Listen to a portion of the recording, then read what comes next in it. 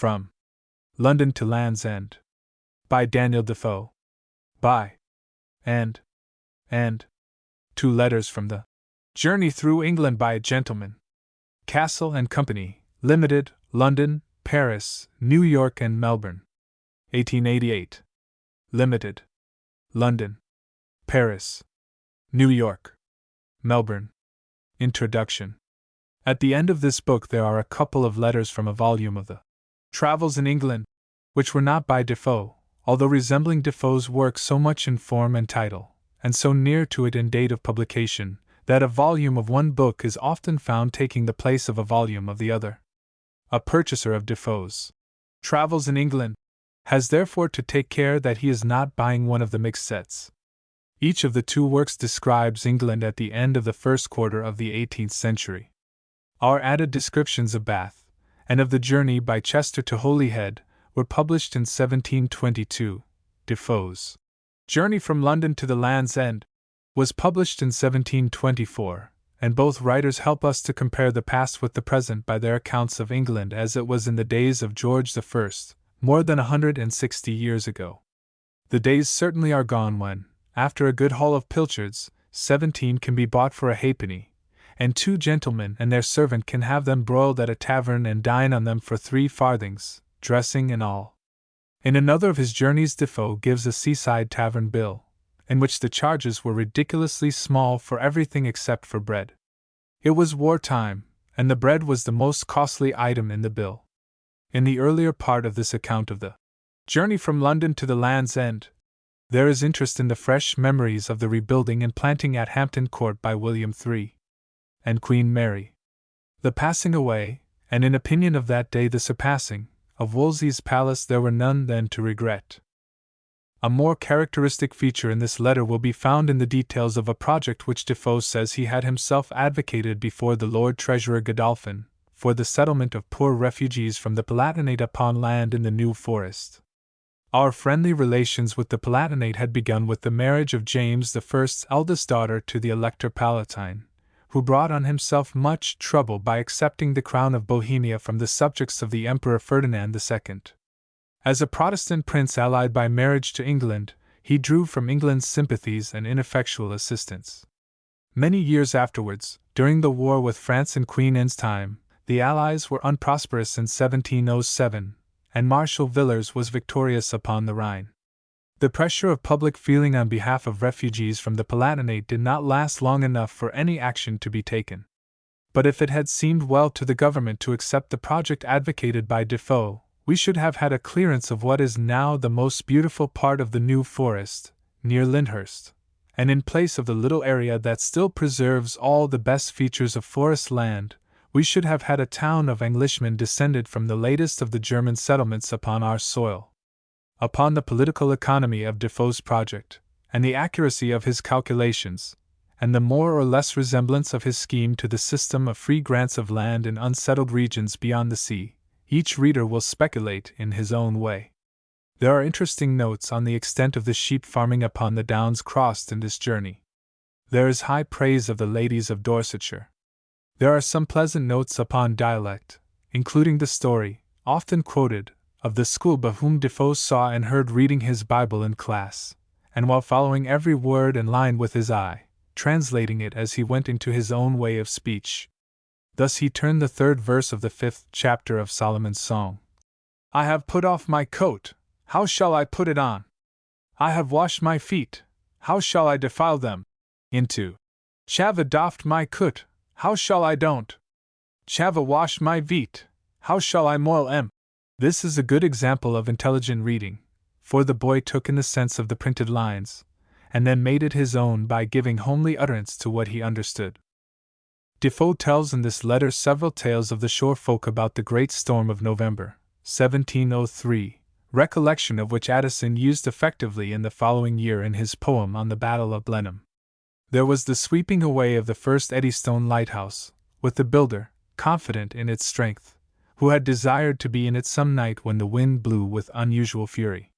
There was the story also of the man and 2 boys, in a ship laden with tin, blown out of Helford Haven, and of their hairbreadth escape by counsel of one of the boys who ran the ship through rocks into a narrow creek that he knew in the Isle of Wight.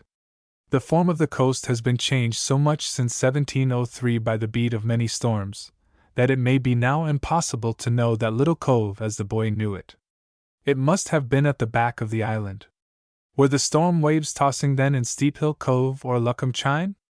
Does there survive anywhere a tradition of that perilous landing? Probably not. Wreck follows upon wreck, and memory of many tales of death and peril on the rock-bound coast lie between us and the boy who took the helm when he spied the well-known creek as the great storm was sweeping the ship on to destruction. From the next year after that famous storm, Defoe gives a memory of disaster seen by himself at Plymouth in the wreck of a little fleet from Barbados. In another part of this letter he tells what he had seen of a fight at sea between 3 French men of war and 2 English with a convoy of 2 or 3 trading vessels. There will be found also in this letter a good story of a Cornish dog taken from Carew's Survey of Cornwall, which may pair with that of the London dog who lately took a wounded fellow dog to hospital. The writer of this letter speaks of the Civil War times as a friend of monarchy, but when he tells of the landing of William III at Torbay, he suggests that the people had good reason for rejoicing, and throughout the journey he takes note of a great inequality he finds in distribution of the right of returning members to Parliament.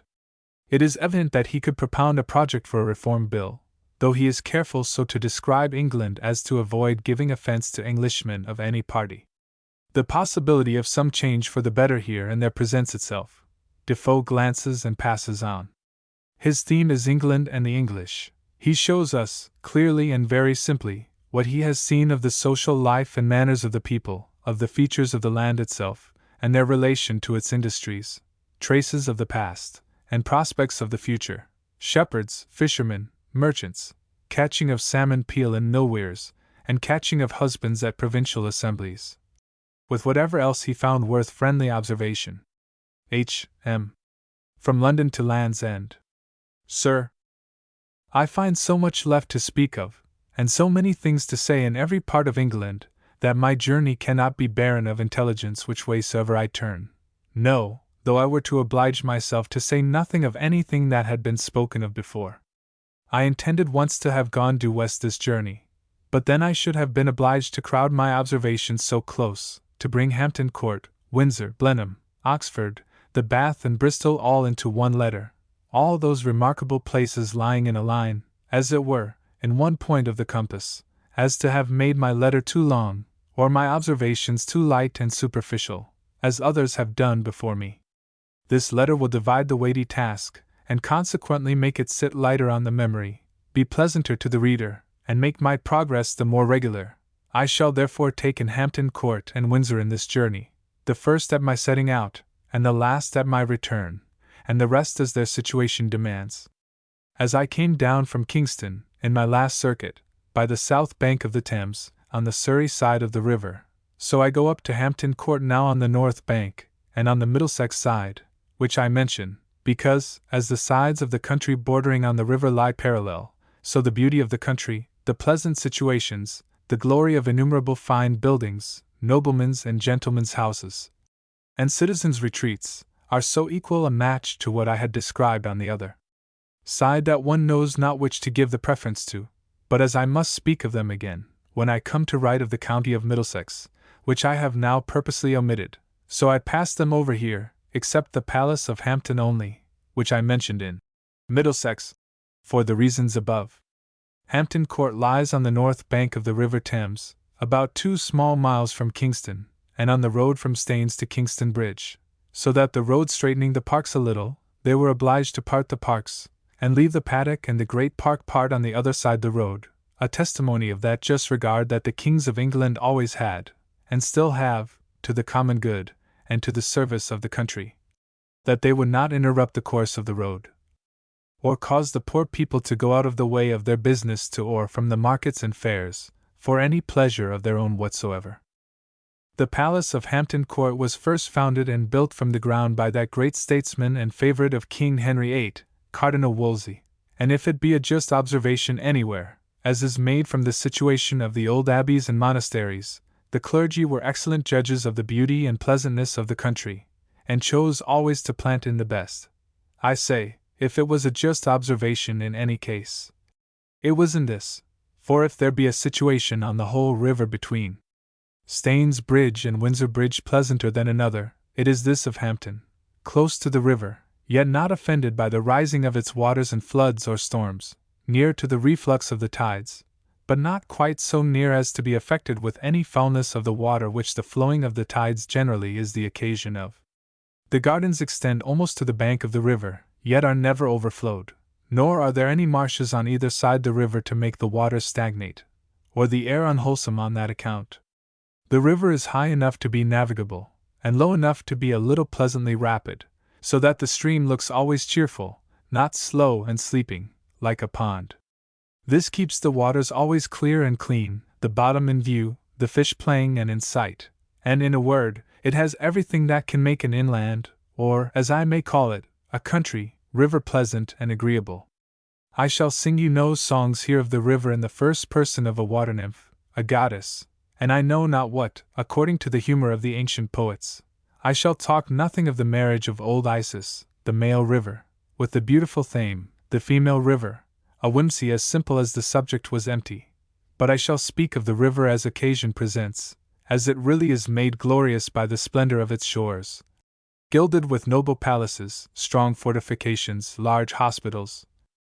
and public buildings, with the greatest bridge, and the greatest city in the world, made famous by the opulence of its merchants, the increase and extensiveness of its commerce, by its invincible navies, and by the innumerable fleets of ships sailing upon it to and from all parts of the world. As I meet with the river upwards in my travels through the inland country, I shall speak of it, as it is the channel for conveying an infinite quantity of provisions from remote counties to London, and enriching all the counties again that lie near it by the return of wealth and trade from the city. And in describing these things I expect both to inform and divert my readers, and speak in a more masculine manner, more to the dignity of the subject, and also more to their satisfaction than I could do any other way. There is little more to be said of the Thames relating to Hampton Court than that it adds by its neighbourhood to the pleasure of the situation. For as to passing by water to and from London, though in summer it is exceeding pleasant, yet the passage is a little too long to make it easy to the ladies, especially to be crowded up in the small boats, which usually go upon the Thames for pleasure. The Prince and Princess, indeed, I remember came once down by water upon the occasion of Her Royal Highness's being great with child, and near her time, so near that she was delivered within 2 or 3 days after. But this passage being in the royal barges, with strength of oars, and the day exceeding fine, the passage, I say, was made very pleasant, and still the more so for being short. Again, this passage is all the way with the stream, whereas in the common passage upwards great part of the way is against the stream, which is slow and heavy.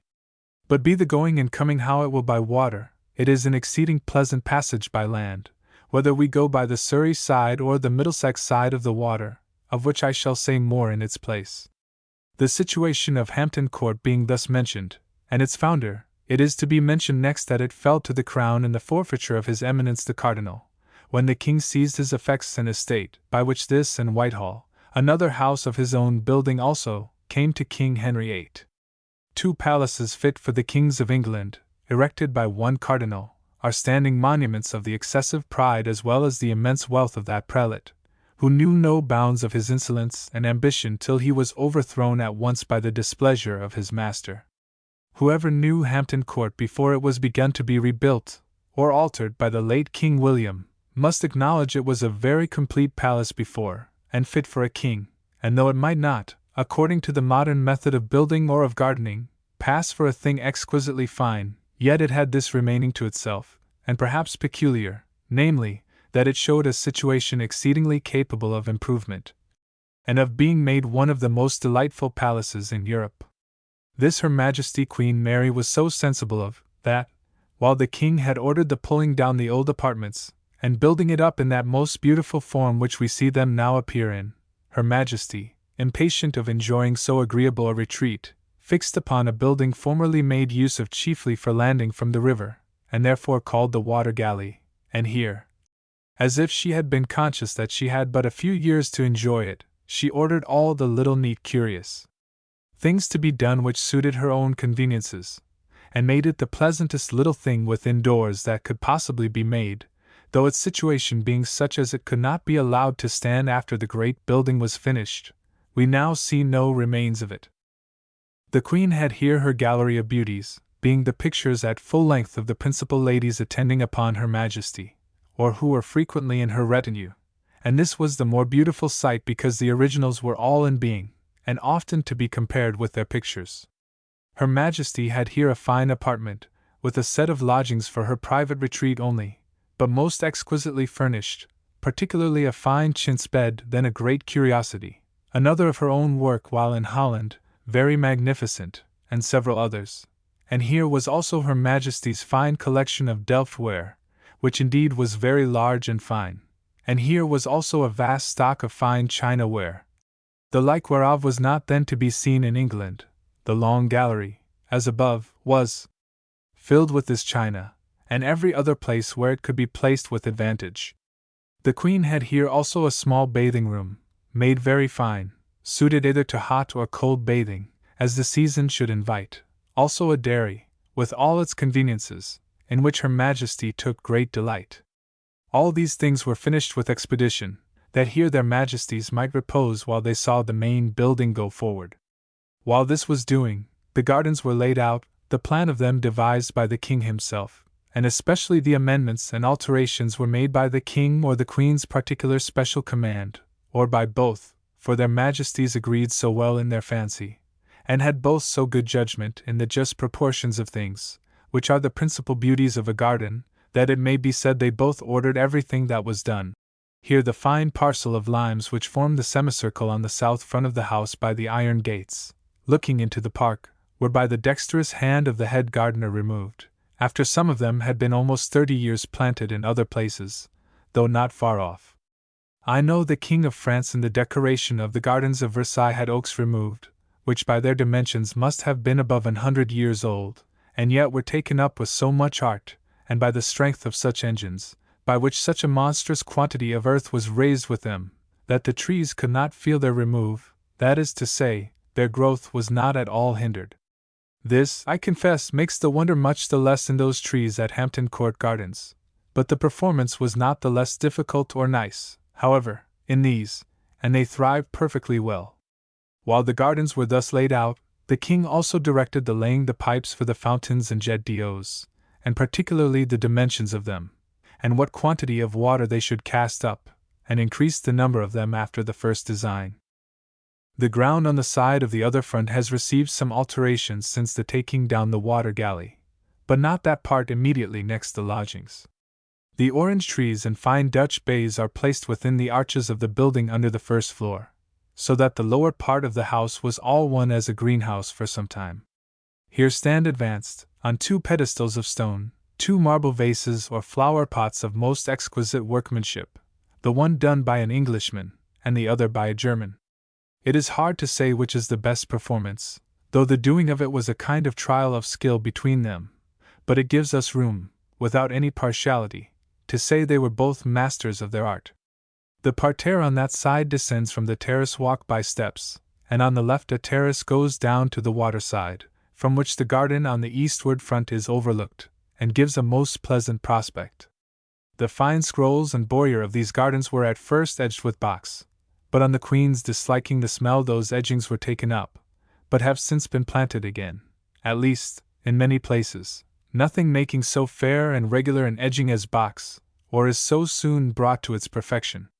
On the north side of the house, where the garden seemed to want screening from the weather or the view of the chapel, and some part of the old building required to be covered from the eye, the vacant ground, which was large, is very happily cast into a wilderness, with a labyrinth and espaliers so high that they effectually take off all that part of the old building which would have been offensive to the sight. This labyrinth and wilderness is not only well designed and completely finished, but is perfectly well kept, and the espaliers filled exactly at bottom, to the very ground, and are led up to proportioned heights on the top, so that nothing of that kind can be more beautiful. The house itself is every way answerable on the outside to the beautiful prospect, and the 2 fronts are the largest, and, beyond comparison, the finest of the kind in England. The great stairs go up from the second court of the palace on the right hand, and lead you to the south prospect. I hinted in my last that King William brought into England the love of fine paintings as well as that of fine gardens, and you have an example of it in the cartoons, as they are called, being 5 pieces of such paintings as, if you will believe men of nice judgment and great travelling, are not to be matched in Europe. The stories are known, but especially 2 of them, viz., that of St. Paul preaching on Mars Hill to the self-wise Athenians, and that of St. Peter passing sentence of death on Ananias. I say, these 2 strike the mind with the utmost surprise. The passions are so drawn to the life, astonishment, terror, and death in the face of Ananias, zeal and a sacred fire in the eyes of the blessed apostle, fright and surprise upon the countenances of the beholders in the peace of Ananias. All these describe themselves so naturally that you cannot but seem to discover something of the like passions, even in seeing them. In the other there is the boldness and courage with which St. Paul undertook to talk to a set of men who, he knew, despised all the world, as thinking themselves able to teach them anything.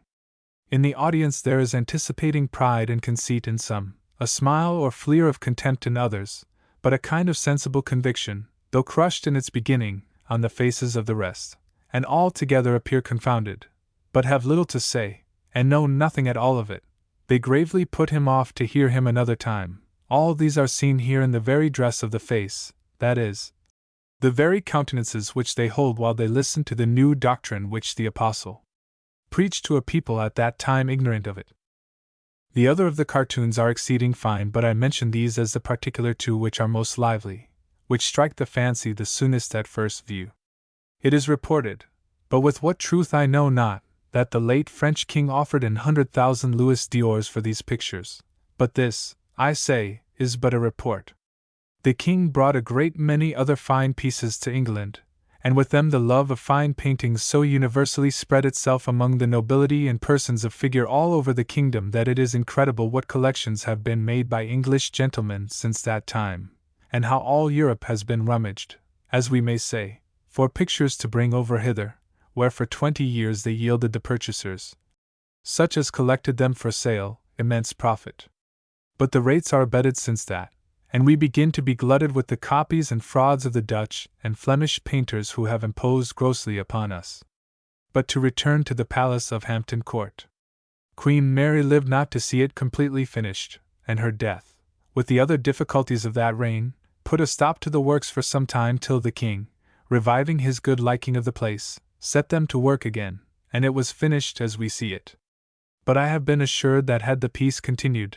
and the king lived to enjoy the continuance of it, His Majesty had resolved to have pulled down all the remains of the old building, such as the chapel and the large court within the first gate, and to have built up the whole palace after the manner of those 2 fronts already done. In these would have been an entire set of rooms of state for the receiving and, if need had been, lodging and entertaining any foreign prince with his retinue, also offices for all the secretaries of state, lords of the treasury, and of trade, to have repaired to for the dispatch of such business as it might be necessary to have done there upon the king's longer residence there than ordinary, as also apartments for all the great officers of the household, so that had the house had 2 great squares added, as was designed, there would have been no room to spare, or that would not have been very well filled. But the king's death put an end to all these things. Since the death of King William, Hampton Court seemed abandoned of its patron. They have gotten a kind of proverbial saying relating to Hampton Court, viz., that it has been generally chosen by every other prince since it became a house of note. King Charles was the first that delighted in it since Queen Elizabeth's time. As for the reigns before, it was but newly forfeited to the crown, and was not made a royal house till King Charles I, who was not only a prince that delighted in country retirements, but knew how to make choice of them by the beauty of their situation, the goodness of the air, and sea. He took great delight here, and, had he lived to enjoy it in peace, had purposed to make it another thing than it was. But we all know what took him off from that felicity, and all others, and this house was at last made one of his prisons by his rebellious subjects. His son, King Charles II, may well be said to have an aversion to the place, for the reason just mentioned, namely, the treatment his royal father met with there, and particularly that the rebel and murderer of his father, Cromwell, afterwards possessed this palace, and revelled here in the blood of the royal party, as he had done in that of his sovereign, King Charles II. Therefore chose Windsor, and bestowed a vast sum in beautifying the castle there, and which brought it to the perfection we see it in at this day, some few alterations excepted, done in the time of King William.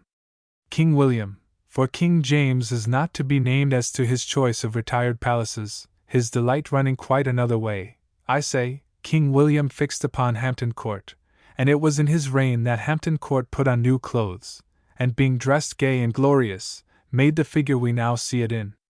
The late Queen, taken up for part of her reign in her kind regards to the Prince her spouse, was obliged to reside where her care of his health confined her, and in this case kept for the most part at Kensington, where he died. But Her Majesty always discovered her delight to be at Windsor, where she chose the little house, as it was called, opposite to the castle, and took the air in her chaise in the parks and forests as she saw occasion. Now Hampton Court, by the like alternative, is come into request again, and we find His present Majesty, who is a good judge too of the pleasantness and situation of a place of that kind, has taken Hampton Court into his favour, and has made it much his choice for the summer's retreat of the court, and where they may best enjoy the diversions of the season. When Hampton Court will find such another favourable juncture as in King William's time, when the remainder of her ashes shall be swept away, and her complete fabric, as designed by King William, shall be finished, I cannot tell. But if ever that shall be, I know no palace in Europe, Versailles excepted, which can come up to her, either for beauty and magnificence, or for extent of building, and the ornaments attending it. From Hampton Court I directed my course for a journey into the southwest part of England, and to take up my beginning where I concluded my last, I crossed to Chertsey on the Thames, a town I mentioned before, from whence, crossing the Black Desert, as I called it, of Bagshot Heath, I directed my course for Hampshire or Hampshire, and particularly for Basingstoke, that is to say, that a little before I passed into the Great Western Road upon the heath, somewhat west of Bagshot, at a village called Blackwater, and entered Hampshire, near Hartorow. Before we reach Basingstoke, we get rid of that unpleasant country which I so often call a desert, and enter into a pleasant fertile country, enclosed and cultivated like the rest of England, and passing a village or two we enter Basingstoke, in the midst of woods and pastures, rich and fertile, and the country accordingly spread with the houses of the nobility and gentry, as in other places. On the right hand, a little before we come to the town, we pass at a small distance the famous fortress, so it was then, of Basing, being the house belonging then to the Marquis of Winchester, the great ancestor of the present family of the Dukes of Bolton. This house, garrisoned by a resolute band of old soldiers, was a great curb to the rebels of the Parliament party almost through that whole war, till it was, after a vigorous defence, yielded to the conquerors by the inevitable fate of things at that time. The old house is, indeed, demolished, but the successor of the family, the first Duke of Bolton, has erected a very noble fabric in the same place, or near it, which, however, is not equal to the magnificence which fame gives to the ancient house, whose strength of building only, besides the outworks, withstood the battery of cannon in several attacks, and repulsed the Roundheads 3 or 4 times when they attempted to besiege it. It is incredible what booty the garrison of this place picked up, lying as they did just on the Great Western Road, where they intercepted the carriers, plundered the wagons, and suffered nothing to pass, to the great interruption of the trade of the city of London. Basingstoke is a large populous market town, has a good market for corn, and lately within a very few years has fallen into a manufacture, viz., of making druggets and shalloons, and such slight goods, which, however, employs a good number of the poor people, and enables them to get their bread, which knew not how to get it before. From hence the Great Western Road goes on to Whitchurch and Andover, 2 market towns, and sending members to Parliament, at the last of which the Downs, or open country, begins, which we in general, though falsely, call Salisbury Plain. But my resolution being to take in my view what I had passed by before, I was obliged to go off to the left hand, to Alresford and Winchester. Alresford was a flourishing market town, and remarkable for this, that though it had no great trade, and particularly very little, if any, manufactures, yet there was no collection in the town for the poor, nor any poor low enough to take alms of the parish, which is what I do not think can be said of any town in England besides.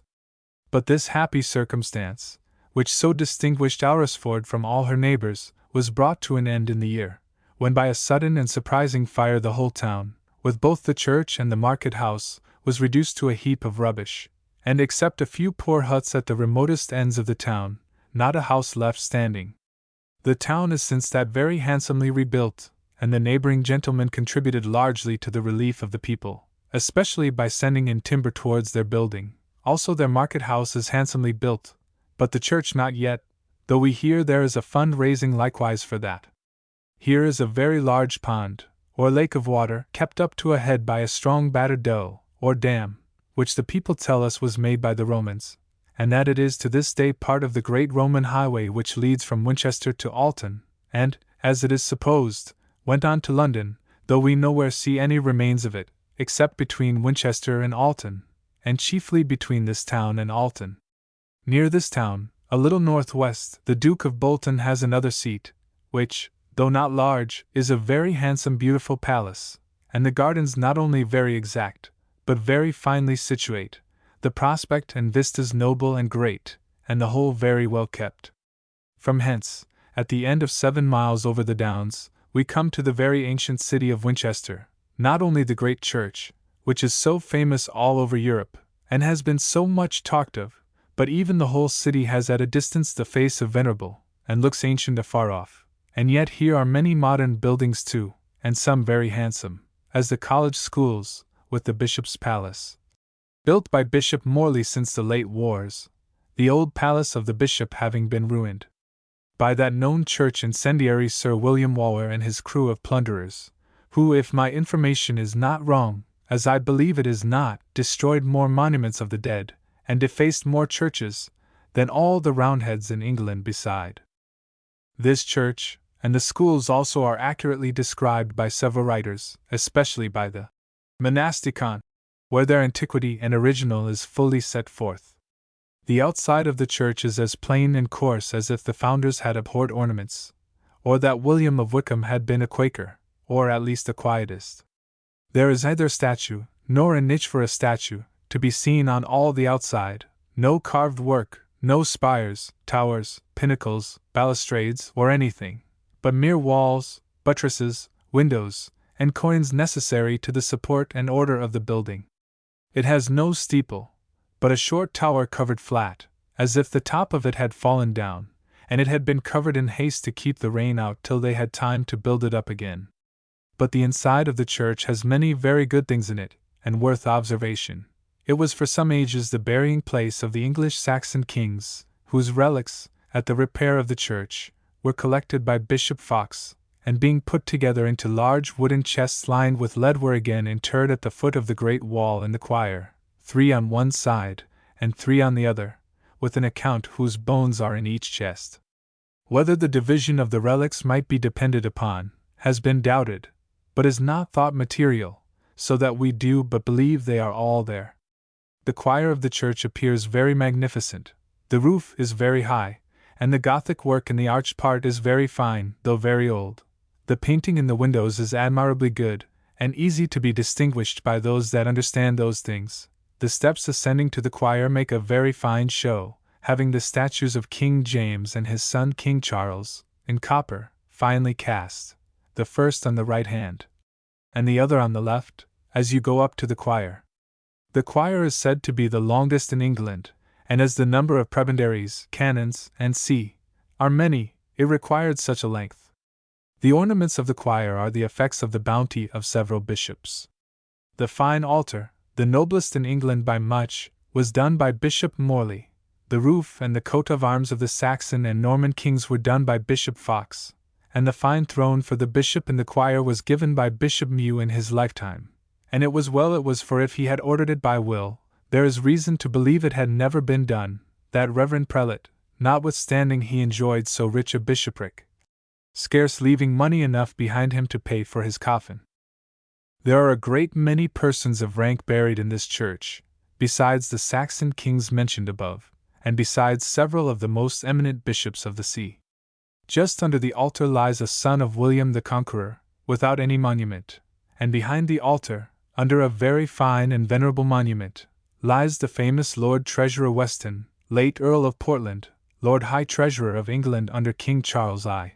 His effigy is in copper armor at full length, with his head raised on 3 cushions of the same, and is a very magnificent work. There is also a very fine monument of Cardinal Beaufort in his cardinal's robes and hat. The monument of Sir John Cloberry is extraordinary, but more because it puts strangers upon inquiring into his story than for anything wonderful in the figure, it being cut in a modern dress, the habit gentlemen wore in those times, which, being now so much out of fashion, appears mean enough. But this gentleman's story is particular, being the person solely entrusted with the secret of the restoration of King Charles II, as the messenger that passed between General Monk on one hand, and Mr. Montague and others entrusted by King Charles II, on the other hand, which he managed so faithfully as to effect that memorable event, to which England owes the felicity of all her happy days since that time, by which faithful service Sir John Cloberry, then a private musketeer only, raised himself to the honor of a knight, with the reward of a good estate from the bounty of the king. Everybody that goes into this church, and reads what is to be read there, will be told that the body of the church was built by the famous William of Wykeham, whose monument, intimating his fame, lies in the middle of that part which was built at his expense. He was a courtier before a bishop, and though he had no great share of learning, he was a great promoter of it, and a lover of learned men. His natural genius was much beyond his acquired parts, and his skill in politics beyond his ecclesiastic knowledge. He is said to have put his master, King Edward III, to whom he was Secretary of State, upon the 2 great projects which made his reign so glorious, viz., first, upon setting up his claim to the crown of France, and pushing that claim by force of arms, which brought on the war with France, in which that prince was 3 times victorious in battle. 2. Upon setting up, or instituting the Order of the Garter, in which he, being before that made Bishop of Winchester, obtained the honor for the bishops of Winchester of being always prelates of the order, as an appendix to the bishopric, and he himself was the first prelate of the order, and the ensigns of that honor are joined with his episcopal ornaments in the robing of his effigy on the monument above. To the honor of this bishop, there are other foundations of his, as much to his fame as that of this church, of which I shall speak in their order, but particularly the college in this city, which is a noble foundation indeed. The building consists of 2 large courts, in which are the lodgings for the masters and scholars, and in the center a very noble chapel. Beyond that, in the second court, are the schools, with a large cloister beyond them, and some enclosures laid open for the diversion of the scholars. There also is a great hall, where the scholars dine. The funds for the support of this college are very considerable. The masters live in a very good figure, and their maintenance is sufficient to support it. They have all separate dwellings in the house, and all possible conveniences appointed them. The scholars have exhibitions at a certain time of continuance here, if they please to study in the new college at Oxford, built by the same noble benefactor, of which I shall speak in its order. The clergy here live at large, and very handsomely, in the close belonging to the cathedral, where, besides the bishop's palace mentioned above, are very good houses, and very handsomely built, for the prebendaries, canons, and other dignitaries of this church. The deanery is a very pleasant dwelling, the gardens very large, and the river running through them, but the floods in winter sometimes incommode the gardens very much. This school has fully answered the end of the founder, who, though he was no great scholar, resolved to erect a house for the making the ages to come more learned than those that went before, and it has, I say, fully answered the end, for many learned and great men have been raised here, some of whom we shall have occasion to mention as we go on. Among the many private inscriptions in this church, we found one made by Dr. Over, once an eminent physician in this city, on a mother and child, who, being his patients, died together and were buried in the same grave, and which intimate that one died of a fever, and the other of a dropsy. Surrepugnatum febris, matrem absculit hydrops, igni prior fatis, altera cepit aqua. As the city itself stands in a vale on the bank, and at the conjunction of 2 small rivers, so the country rising every way, but just as the course of the water keeps the valley open, you must necessarily, as you go out of the gates, go uphill every way, but when once ascended, you come to the most charming plains and most pleasant country of that kind in England, which continues with very small intersections of rivers and valleys for above 50 miles, as shall appear in the sequel of this journey. At the west gate of this city was anciently a castle, known to be so by the ruins more than by any extraordinary notice taken of it in history.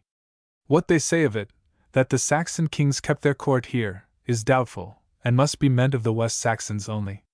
And as to the tale of King Arthur's Round Table, which they pretend was kept here for him and his 24 of knights, which table hangs up still, as a piece of antiquity to the tune of 1200 years, and has, as they pretend, the names of the said knights in Saxon characters, and yet such as no man can read, all this story I see so little ground to give the least credit to that I look upon it, and it shall please you, to be no better than a fib.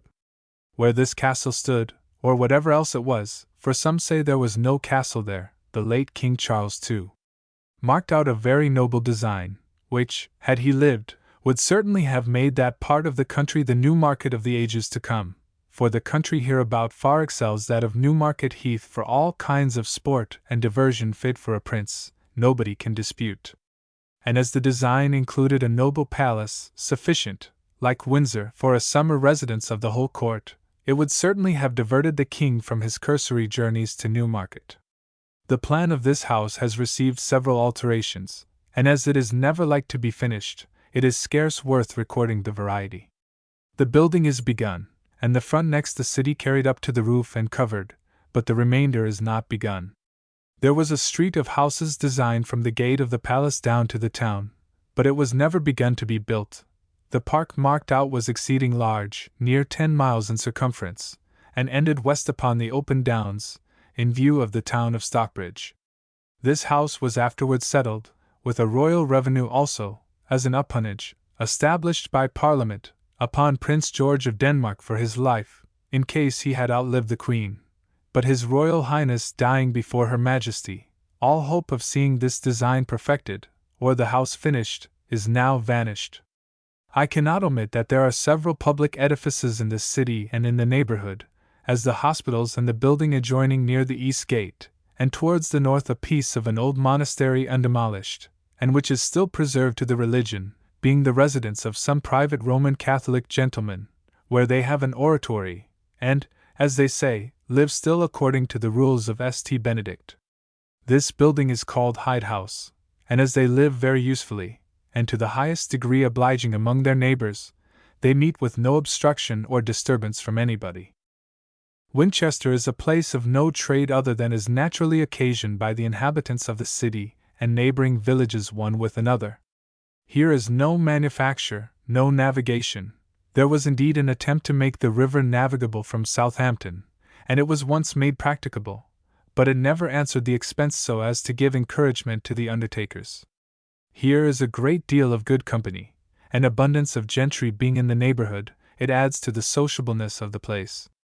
The clergy also here are, generally speaking, very rich and very numerous. As there is such good company, so they are gotten into that new-fashioned way of conversing by assemblies. I shall do no more than mention them here. They are pleasant and agreeable to the young peoples, and sometimes fatal to them, of which, in its place, Winchester has its share of the mirth. May it escape the ill consequences. The hospital on the south of this city, at a mile distant on the road to Southampton, is worth notice. It is said to be founded by King William Rufus, but was not endowed or appointed till later times by Cardinal Beaufort. Every traveler that knocks at the door of this house in his way, and asks for it, claims the relief of a piece of white bread and a cup of beer, and this donation is still continued. A quantity of good beer is set apart every day to be given away, and what is left is distributed to other poor, but none of it kept to the next day.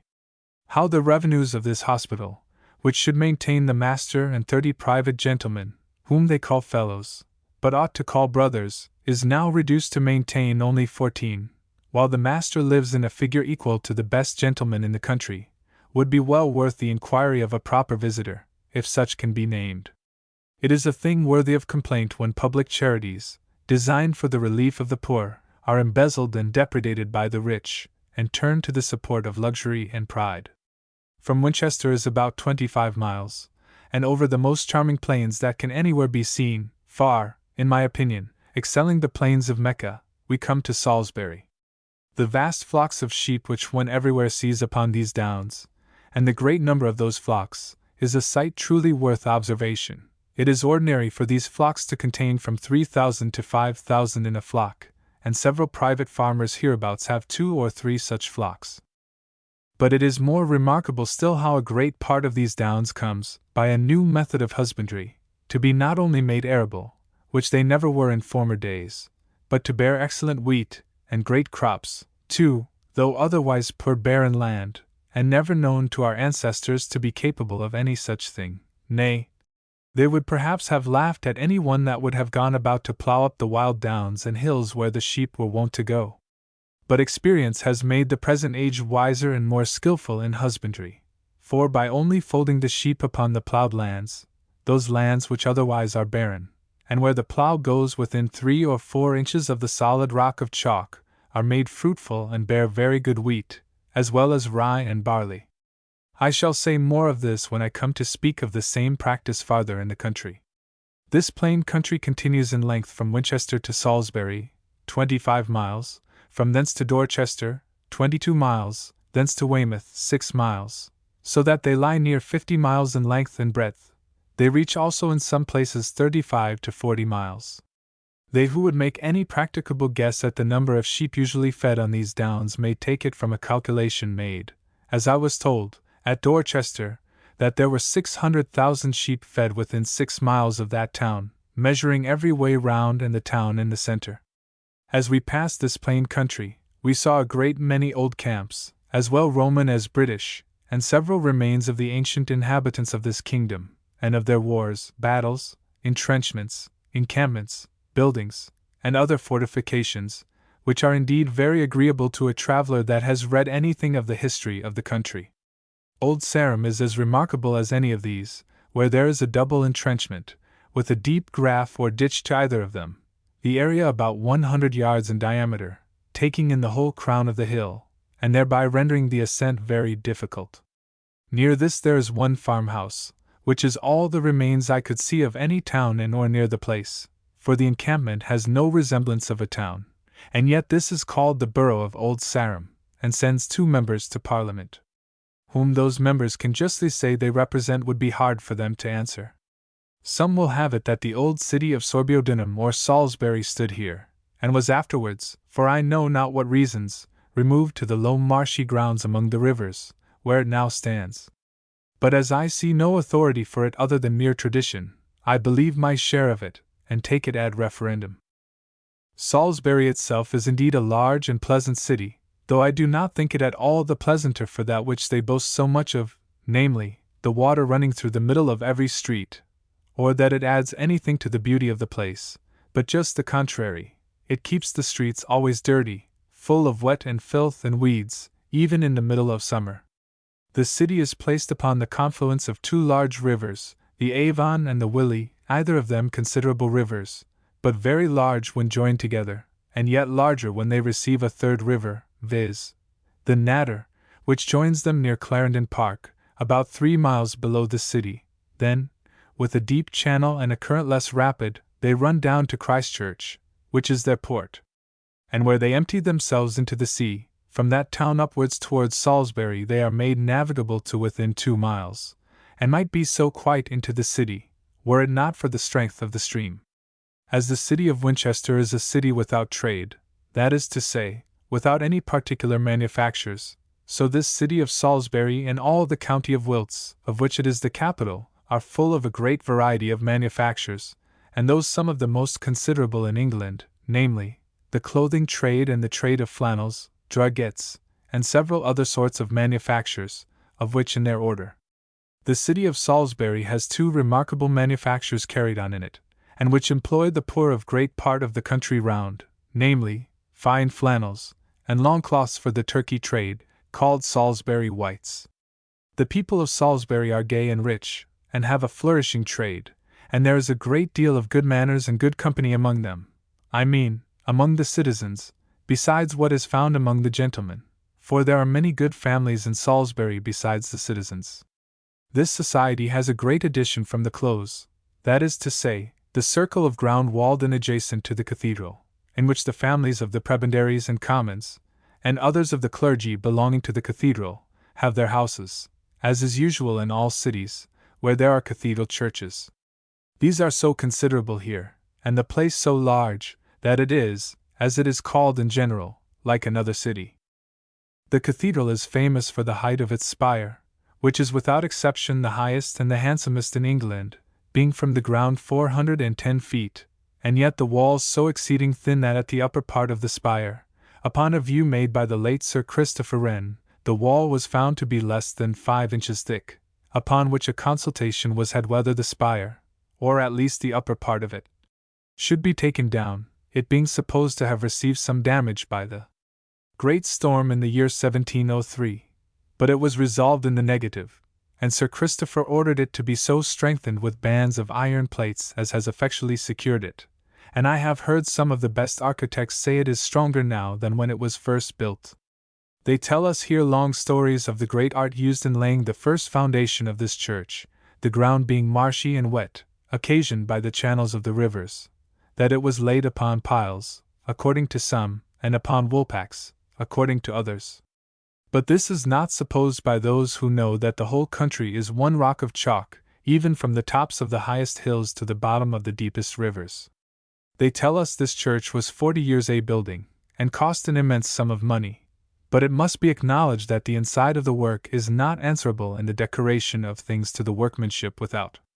The painting in the choir is mean, and more like the ordinary method of common drawing-room or tavern painting than that of a church. The carving is good, but very little of it, and it is rather a fine church than finely set off.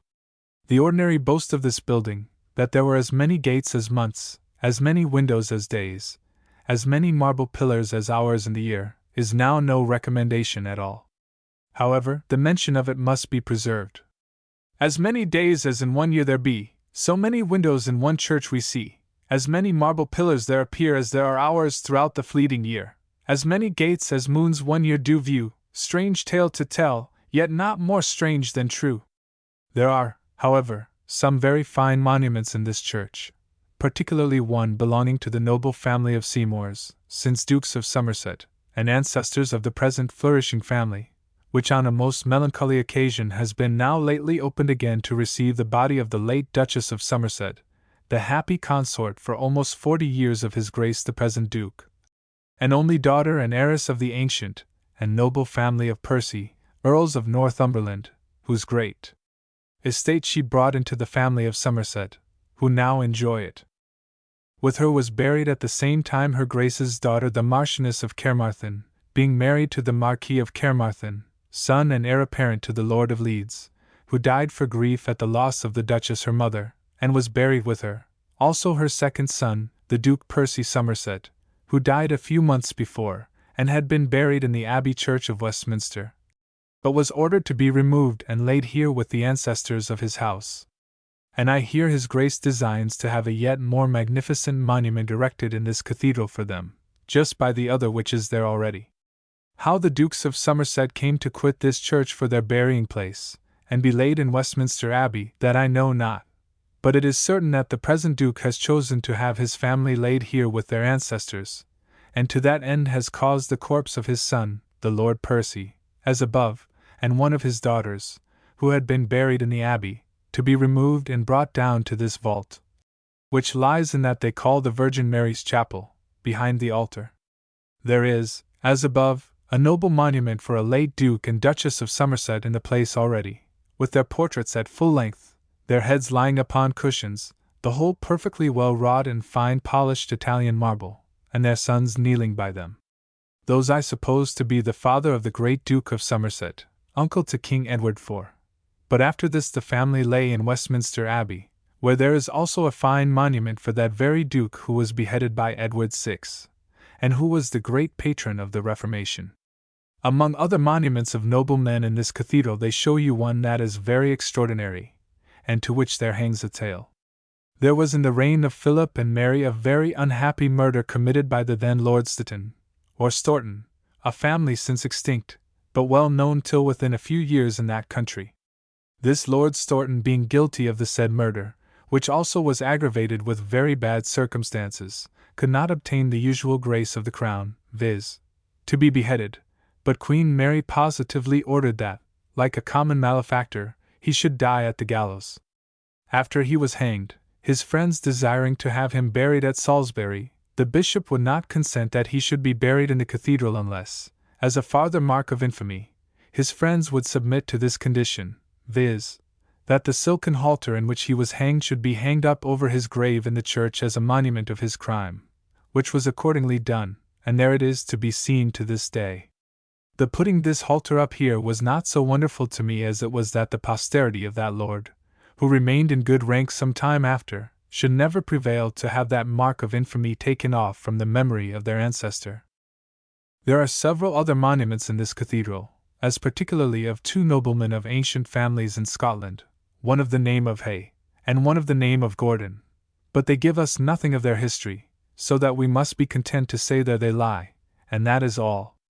The cloister, and the chapter house adjoining to the church, are the finest here of any I have seen in England. The latter is octagon, or 8 square, and is 150 feet in its circumference, the roof bearing all upon one small marble pillar in the center, which you may shake with your hand, and it is hardly to be imagined it can be any great support to the roof, which makes it the more curious.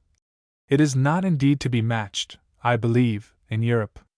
From hence directing my course to the seaside in pursuit of my first design, viz., of viewing the whole coast of England, I left the great road and went down the east side of the river towards New Forest and Lymington, and here I saw the ancient house and seat of Clarendon, the mansion of the ancient family of Hyde, ancestors of the great Earl of Clarendon, and from whence his lordship was honoured with that title, or the house erected into an honour in favour of his family. But this being a large county, and full of memorable branches of antiquity and modern curiosity, I cannot quit my observations so soon. But being happily fixed, by the favour of a particular friend, at so beautiful a spot of ground as this of Clarendon Park, I made several little excursions from hence to view the northern parts of this county, a county so fruitful of wonders that, though I do not make antiquity my chief search, yet I must not pass it over entirely, where so much of it, and so well worth observation, is to be found, which would look as if I either understood not the value of the study, or expected my readers should be satisfied with a total omission of it. I have mentioned that this county is generally a vast continued body of high chalky hills, whose tops spread themselves into fruitful and pleasant downs and plains, upon which great flocks of sheep are fed, and see. But the reader is desired to observe these hills and plains are most beautifully intersected and cut through by the course of divers pleasant and profitable rivers, in the course and near the banks of which there always is a chain of fruitful meadows and rich pastures, and those interspersed with innumerable pleasant towns, villages, and houses, and among them many of considerable magnitude. So that, while you view the downs, and think the country wild and uninhabited, yet when you come to descend into these valleys you are surprised with the most pleasant and fertile country in England. There are no less than 4 of these rivers, which meet all together at or near the city of Salisbury, especially the waters of 3 of them run through the streets of the city, the Nadder and the Willey and the Avon, and the course of these 3 lead us through the whole mountainous part of the county. The 2 first join their waters at Wilton, the shire town, though a place of no great notice now, and these are the waters which run through the canal and the gardens of Wilton House, the seat of that ornament of nobility and learning, the Earl of Pembroke. One cannot be said to have seen anything that a man of curiosity would think worth seeing in this county, and not have been at Wilton House, but not the beautiful building, not the ancient trophy of a great family, not the noble situation, not all the pleasures of the gardens, parks, fountains, Harewarren, or of whatever is rare either in art or nature, are equal to that yet more glorious sight of a noble princely palace constantly filled with its noble and proper inhabitants. The lord and proprietor, who is indeed a true patriarchal monarch, reigns here with an authority agreeable to all his subjects, family, and his reign is made agreeable by his first practicing the most exquisite government of himself, and then guiding all under him by the rules of honor and virtue, being also himself perfectly master of all the needful arts of family government, I mean, needful to make that government both easy and pleasant to those who are under it, and who therefore willingly and by choice conform to it. Here an exalted genius is the instructor, a glorious example the guide, and a gentle well-directed hand the governor and lawgiver to the whole, and the family, like a well-governed city, appears happy, flourishing, and regular, groaning under no grievance, pleased with what they enjoy, and enjoying everything which they ought to be pleased with. Nor is the blessing of this noble resident extended to the family only, but even to all the country round, who in their degree feel the effects of the general beneficence, and where the neighborhood, however poor, receive all the good they can expect, and are sure to have no injury or oppression. The canal before the house lies parallel with the road, and receives into it the whole river Willy, or at least is able to do so. It may, indeed, be said that the river is made into a canal. When we come into the courtyards before the house, there are several pieces of antiquity to entertain the curious, as particularly a noble column of porphyry, with a marble statue of Venus on the top of it. In Italy, and especially at Rome and Naples, we see a great variety of fine columns, and some of them of excellent workmanship and antiquity, and at some of the courts of the princes of Italy the like is seen, as especially at the court of Florence. But in England I do not remember to have seen anything like this, which, as they told me, is 32 feet high, and of excellent workmanship, and that it came last from Candia, but formerly from Alexandria. What may belong to the history of it any further, I suppose is not known. At least, they could tell me no more of it who showed it me. On the left of the court was formerly a large grotto and curious waterworks, and in a house, or shed, or part of the building, which opened with 2 folding doors, like a coach house, a large equestrian statue of one of the ancestors of the family in complete armor, as also another of a Roman emperor in brass. But the last time I had the curiosity to see this house, I missed that part, so that I supposed they were removed.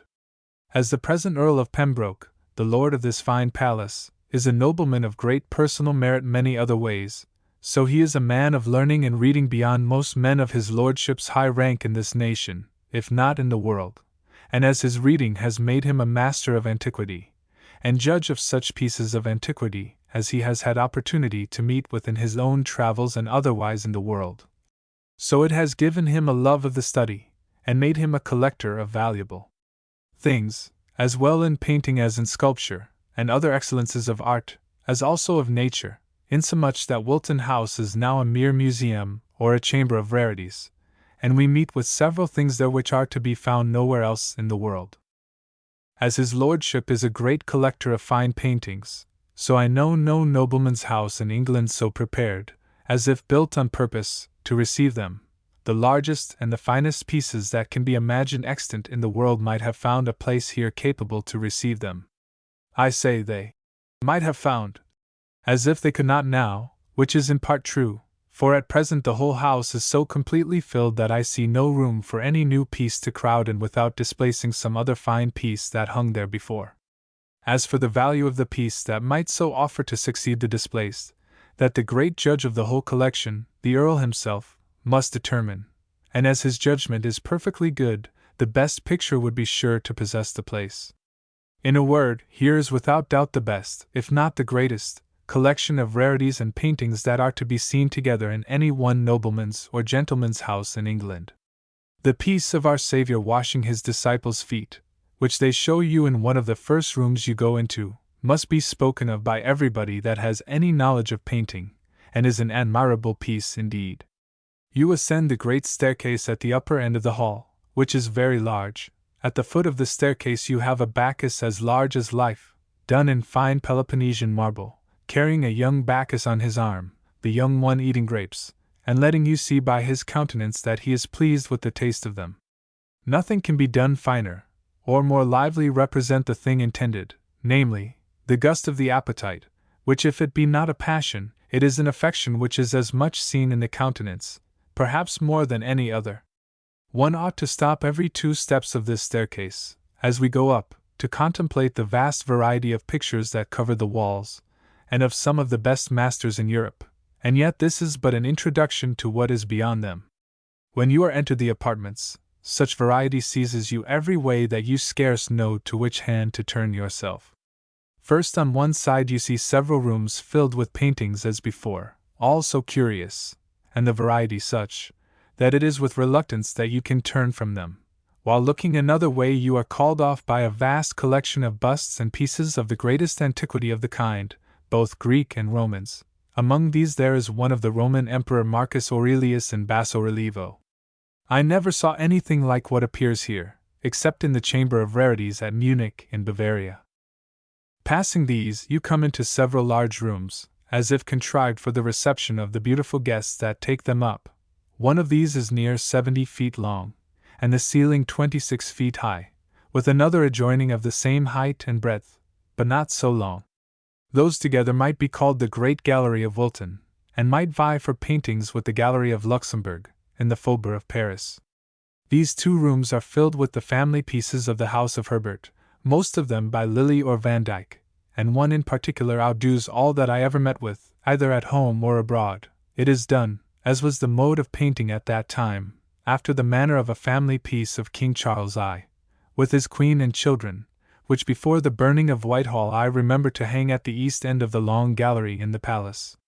This piece fills the farther end of the great room which I just now mentioned. It contains the Earl of Montgomery, ancestor of the House of Herbert, not then Earls of Pembroke, and his lady, sitting, and as big as life. There are about them their own 5 sons and 1 daughter, and their daughter-in-law, who was daughter of the Duke of Buckingham, married to the elder Lord Herbert, their eldest son. It is enough to say of this piece, it is worth the labor of any lover of art to go 500 miles to see it, and I am informed several gentlemen of quality have come from France almost on purpose. It would be endless to describe the whole set of the family pictures which take up this room, unless we would enter into the roof tree of the family, and set down a genealogical line of the whole house. After we have seen this fine range of beauties, for such, indeed, they are, far from being at an end of your surprise, you have 3 or 4 rooms still upon the same floor, filled with wonders as before. Nothing can be finer than the pictures themselves, nothing more surprising than the number of them. At length you descend the back stairs, which are in themselves large, though not like the other. However, not a hand's breadth is left to crowd a picture in of the smallest size, and even the upper rooms, which might be called garrets, are not naked, but have some very good pieces in them. Upon the whole, the genius of the noble collector may be seen in this glorious collection, than which, take them together, there is not a finer in any private hand in Europe, and in no hand at all in Britain, private or public. The gardens are on the south of the house, and extend themselves beyond the river, a branch of which runs through one part of them, and still south of the gardens in the great park, which, extending beyond the vale, mounts the hill opening at the last to the great down, which is properly called, by way of distinction, Salisbury Plain, and leads from the city of Salisbury to Shaftesbury. Here also his lordship has a hare warren, as it is called, though improperly. It has, indeed, been a sanctuary for the hares for many years, but the gentlemen complain that it mars their game, for that as soon as they put up a hare for their sport, if it be anywhere within 2 or 3 miles, away she runs for the warren, and there is an end of their pursuit. On the other hand, it makes all the countrymen turn poachers, and destroy the hares by what means they can. But this is a smaller matter, and of no great import one way or other. From this pleasant and agreeable day's work I returned to Clarendon, and the next day took another short tour to the hills to see that celebrated piece of antiquity, the wonderful Stonehenge, being 6 miles from Salisbury, north, and upon the side of the river Avon, near the town of Amesbury. It is needless that I should enter here into any part of the dispute about which our learned antiquaries have so puzzled themselves that several books, and one of them in folio, have been published about it, some alleging it to be a heathen or pagan temple and altar, or place of sacrifice, as Mr. Jones, others a monument or trophy of victory, others a monument for the dead, as Mr. Aubrey, and the like. Again, some will have it be British, some Danish, some Saxon, some Roman, and some, before them all, Phoenician. I shall suppose it, as the majority of all writers do, to be a monument for the dead, and the rather because men's bones have been frequently dug up in the ground near them. The common opinion that no man could ever count them, that a baker carried a basket of bread and laid a loaf upon every stone, and yet never could make out the same number twice, This I take as a mere country fiction, and a ridiculous one too. The reason why they cannot easily be told is that many of them lie half or part buried in the ground, and a piece here and a piece there only appearing above the grass. It cannot be known easily which belong to one stone and which to another, or which are separate stones, and which are joined underground to one another. Otherwise, as to those which appear, they are easy to be told, and I have seen them told 4 times after one another, beginning every time at a different place, and every time. They amounted to 72 in all, but then this was counting every piece of a stone of bulk which appeared above the surface of the earth, and was not evidently part of and adjoining to another, to be a distinct and separate body or stone by itself. The form of this monument is not only described but delineated in most authors, and indeed, it is hard to know the first but by the last. The figure was at first circular, and there were at least 4 rows or circles within one another. The main stones were placed upright, and they were joined on the top by cross stones, laid from one to another, and fastened with vast mortices and tenons. Length of time has so decayed them that not only most of the cross stones which lay on the top are fallen down, but many of the upright also, notwithstanding the weight of them is so prodigious great. How they came thither, or from whence, no stones of that kind being now to be found in that part of England near it, is still the mystery, for they are of such immense bulk that no engines or carriages which we have in use in this age could stir them. Doubtless they had some method in former days in foreign countries, as well as here, to move heavier weights than we find practicable now. How else did Solomon's workmen build the battlement, or additional wall to support the precipice of Mount Moriah, on which the temple was built, which was all built of stones of Parian marble, each stone being 40 cubits long and 14 cubits broad, and 8 cubits high or thick, which, reckoning each cubit at 2 feet and a half of our measure, as the learned agreed to do, was 100 feet long, 35 feet broad, and 20 feet thick? These stones at Stonehenge, as Mr. Camden describes them, and in which others agree, were very large, though not so large, the upright stones 24 feet high, 7 feet broad, 16 feet round, and weighed 12 tons each, and the cross stones on the top, which he calls coronets, were 6 or 7 tons. But this does not seem equal, for if the cross stones weighed 6 or 7 tons, the others, as they appear now, were at least 5 or 6 times as big, and must weigh in proportion, and therefore I must think their judgment much nearer the case who judge the upright stones at 16 tons or thereabouts, supposing them to stand a great way into the earth, as it is not doubted but they do, and the coronets or cross stones at about 2 tons, which is very large too, and as much as their bulk can be thought to allow.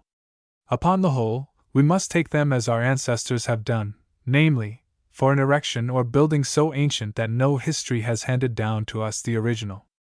As we find it, then, uncertain, we must leave it so. It is indeed a reverend piece of antiquity, and it is a great loss that the true history of it is not known. But since it is not, I think the making so many conjectures at the reality, when they no lots can but guess at it, and above all, the insisting so long and warmly on their private opinions, is but amusing themselves and us with a doubt, which perhaps lies the deeper for their search into it. The downs and plains in this part of England being so open, and the surface so little subject to alteration, there are more remains of antiquity to be seen upon them than in other places. For example, I think they tell us there are 53 ancient encampments or fortifications to be seen in this one county, some whereof are exceeding plain to be seen, some of one form, some of another, some of one nation, some of another, British, Danish, Saxon, Roman, as at Ebb Down, Berrywood, Oldburg Hill, Comerford, Roundway Down, Estiennes Hill, Bratton Castle, Clay Hill, Staunton Park, White Coal Hill,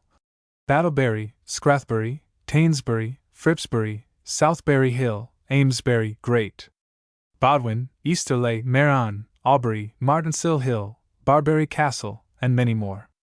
Also the Barrows, as we all agree to call them, are very many in number in this county, and very obvious, having suffered very little decay. These are large hillocks of earth cast up, as the ancients agree, by the soldiers over the bodies of their dead comrades slain in battle. Several hundreds of these are to be seen, especially in the north part of this county, about Marlborough and the Downs, from thence to Estiennes Hill, and even every way the downs are full of them. I have done with matters of antiquity for this county, unless you will admit me to mention the famous Parliament in the reign of Henry II, held at Clarendon, where I am now writing, and another intended to be held there in Richard II's time, but prevented by the barons, being then up in arms against the king. Near this place, at Farlow, was the birthplace of the late Sir Stephen Fox, and where the town, sharing in his good fortune, shows several marks of his bounty, as particularly the building a new church from the foundation, and getting an Act of Parliament passed for making it parochial, it being but a chapel of ease before to an adjoining parish. Also Sir Stephen built and endowed an almshouse here for 6 poor women, with a master and a free school. The master is to be a clergyman, and to officiate in the church, that is to say, is to have the living, which, including the school, is very sufficient. I am now to pursue my first design, and shall take the west part of Wiltshire in my return, where are several things still to be taken notice of, and some very well worth our stay. In the meantime I went on to Langborough, a fine seat of my Lord Coleraine, which is very well kept, though the family, it seems, is not much in this country, having another estate and dwelling at Tottenham High Cross, near London. From hence in my way to the seaside I came to New Forest, of which I have said something already with relation to the great extent of ground which lies waste, and in which there is so great a quantity of large timber, as I have spoken of already. This waste and wild part of the country was, as some record, laid open and waste for a forest and for game by that violent tyrant William the Conqueror, and for which purpose he unpeopled the country, pulled down the houses, and which was worse, the churches of several parishes or towns, and of abundance of villages, turning the poor people out of their habitations and possessions, and laying all open for his deer. The same histories likewise record that 2 of his own blood and posterity, and particularly his immediate successor William Rufus, lost their lives in this forest, one, viz., the said William Rufus, being shot with an arrow directed at a deer which the king and his company were hunting, and the arrow, glancing on a tree, changed his course, and struck the king full on the breast and killed him. This they relate as a just judgment of God on the cruel devastation made here by the Conqueror. Be it so or not, as heaven pleases,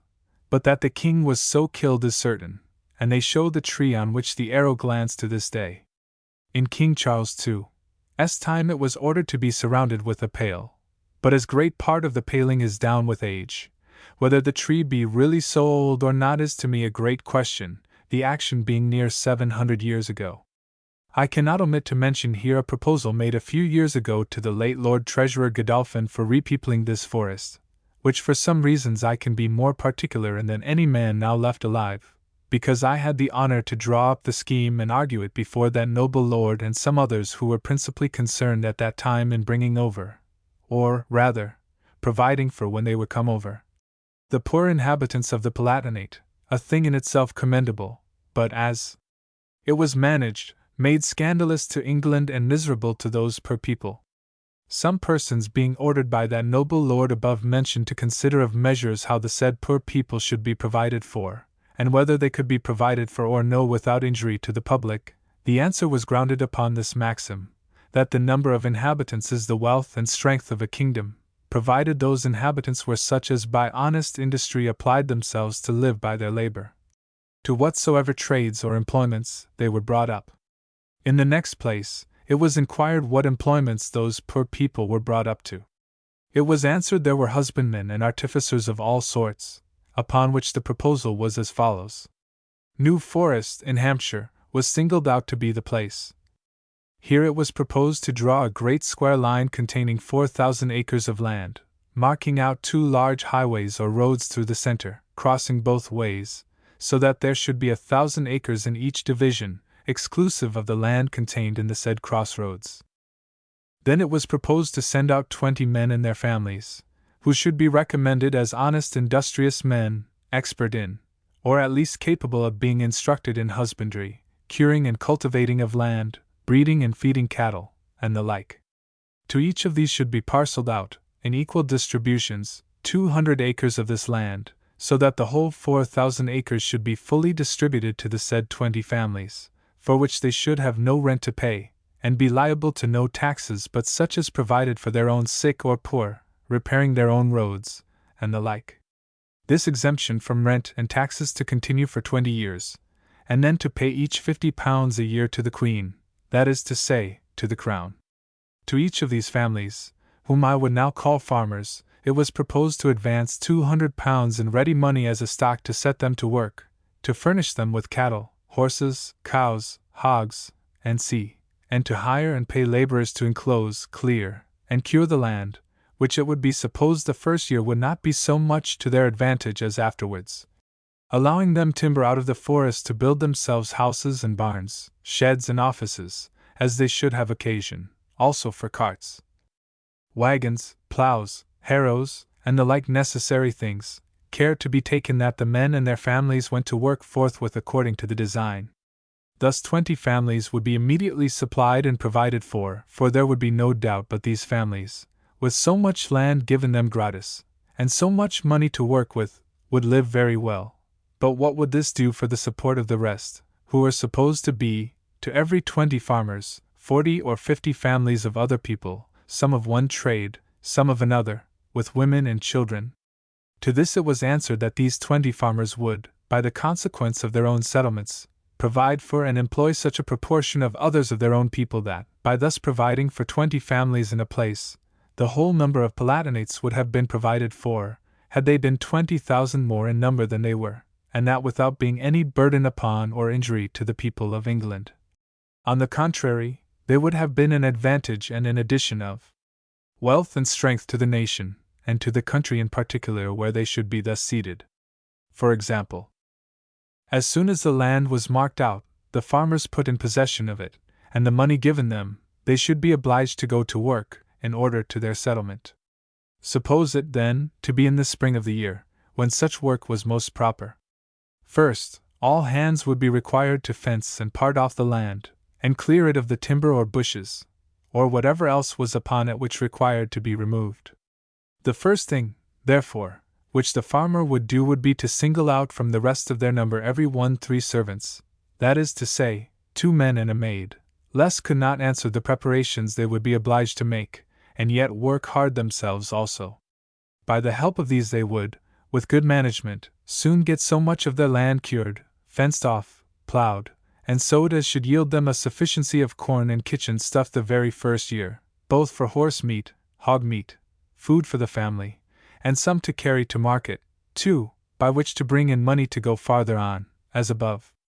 At the first entrance they were to have the tents allowed them to live in, which they then had from the Tower. But as soon as leisure and conveniences admitted, every farmer was obliged to begin to build him a farmhouse, which he would do gradually, some and some, as he could spare time from his other works, and money from his little stock. In order to furnish himself with carts, wagons, plows, harrows, wheelbarrows, hurdles, and all such necessary utensils of husbandry, there would be an absolute necessity of wheelwrights or cartwrights, one at least to each division. Thus, by the way, there would be employed 3 servants to each farmer, that makes 60 persons. 4 families of wheelwrights, 1 to each division, which, suppose 5 in a family, makes 20 persons. Suppose 4 head carpenters, with each 3 men, and as at first all would be building together, they would to every house building have at least 1 laborer. 4 families of carpenters, 5 to each family, and 3 servants, is 32 persons. 1 laborer to each house building is 20 persons more. Thus here would be necessarily brought together in the very first of the work 132 persons, besides the head farmers, who at 5 also to each family are 100 more, in all, 232. For the necessary supply of these with provisions, clothes, household stuff, and for all should be done among themselves. First, they must have at least 4 butchers with their families, 20 persons, 4 shoemakers with their families, and each shoemaker 2 journeymen, for every trade would increase the number of customers to every trade. This is 28 persons more. They would then require a hatmaker, a glover, at least 2 ropemakers, 4 tailors, 3 weavers of woolen and 3 weavers of linen, 2 basket makers, 2 common brewers, 10 or 12 shopkeepers to furnish chandlery and grocery wares, and as many for drapery and mercery, over and above what they could work. This makes 42 families more, each at 5 in a family, which is 210 persons. All the laboring part of these must have at least 2 servants, the brewers more, which I cast up at 40 more.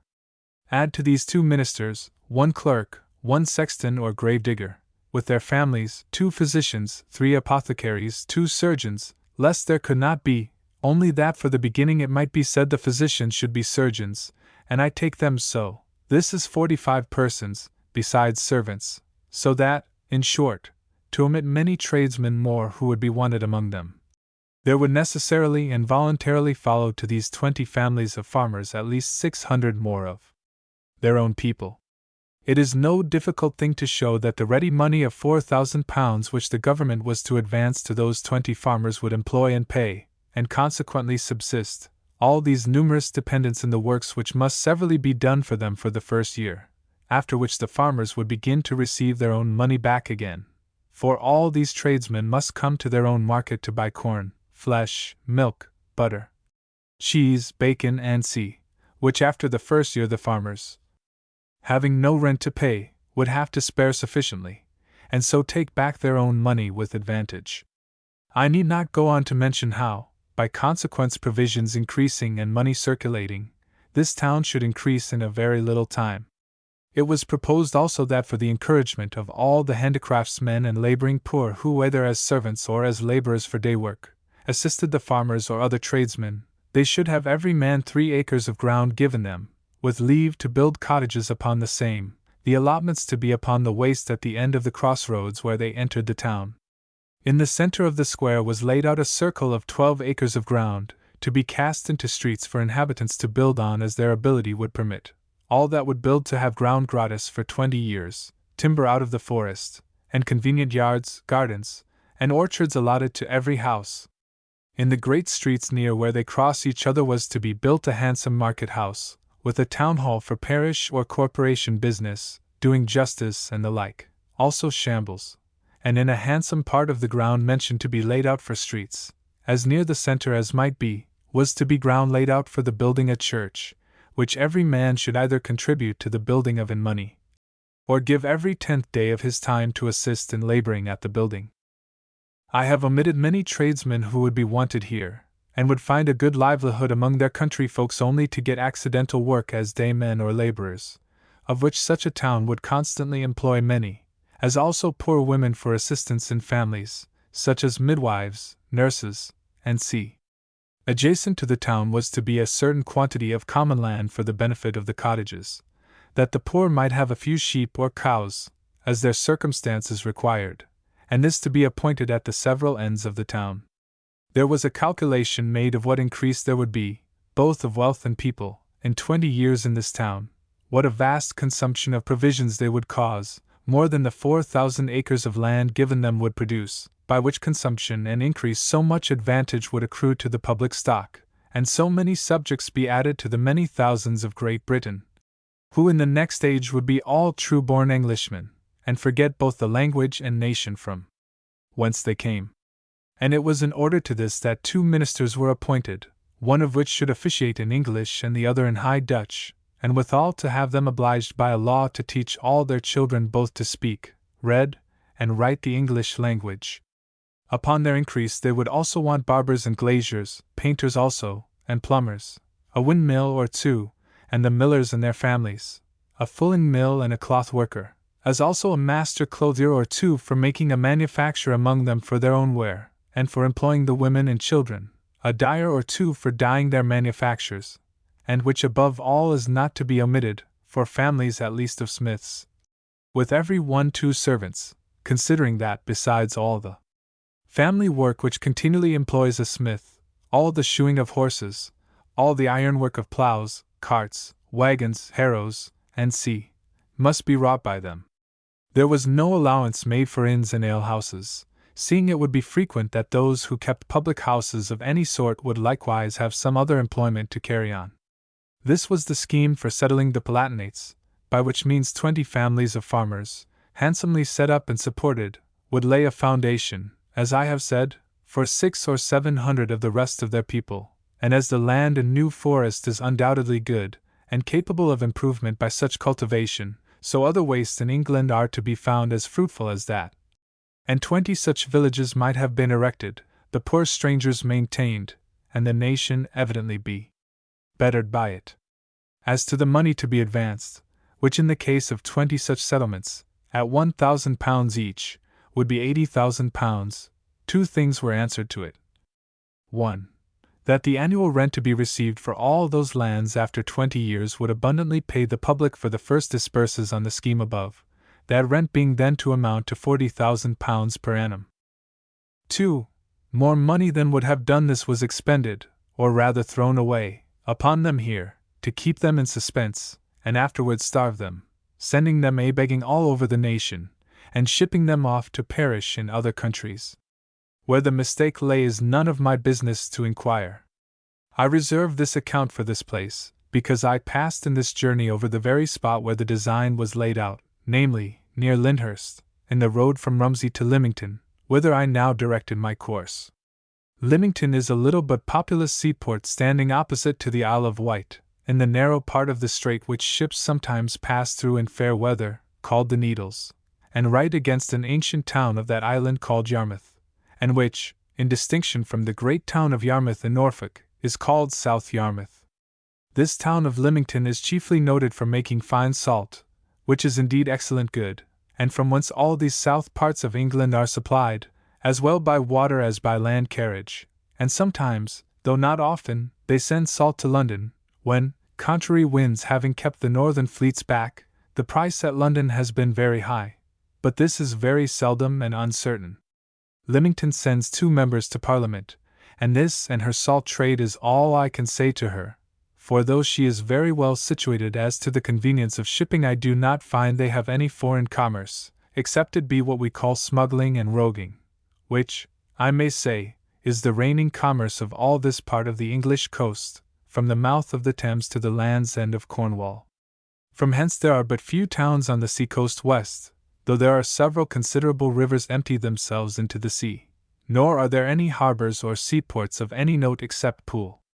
As for Christchurch, though it stands at the mouth of the Avon, which, as I have said, comes down from Salisbury, and brings with it all the waters of the south and east parts of Wiltshire, and receives also the Stour and Piddle, 2 Dorsetshire rivers which bring with them all the waters of the north part of Dorsetshire, yet it is a very inconsiderable poor place, scarce worth seeing, and less worth mentioning in this account.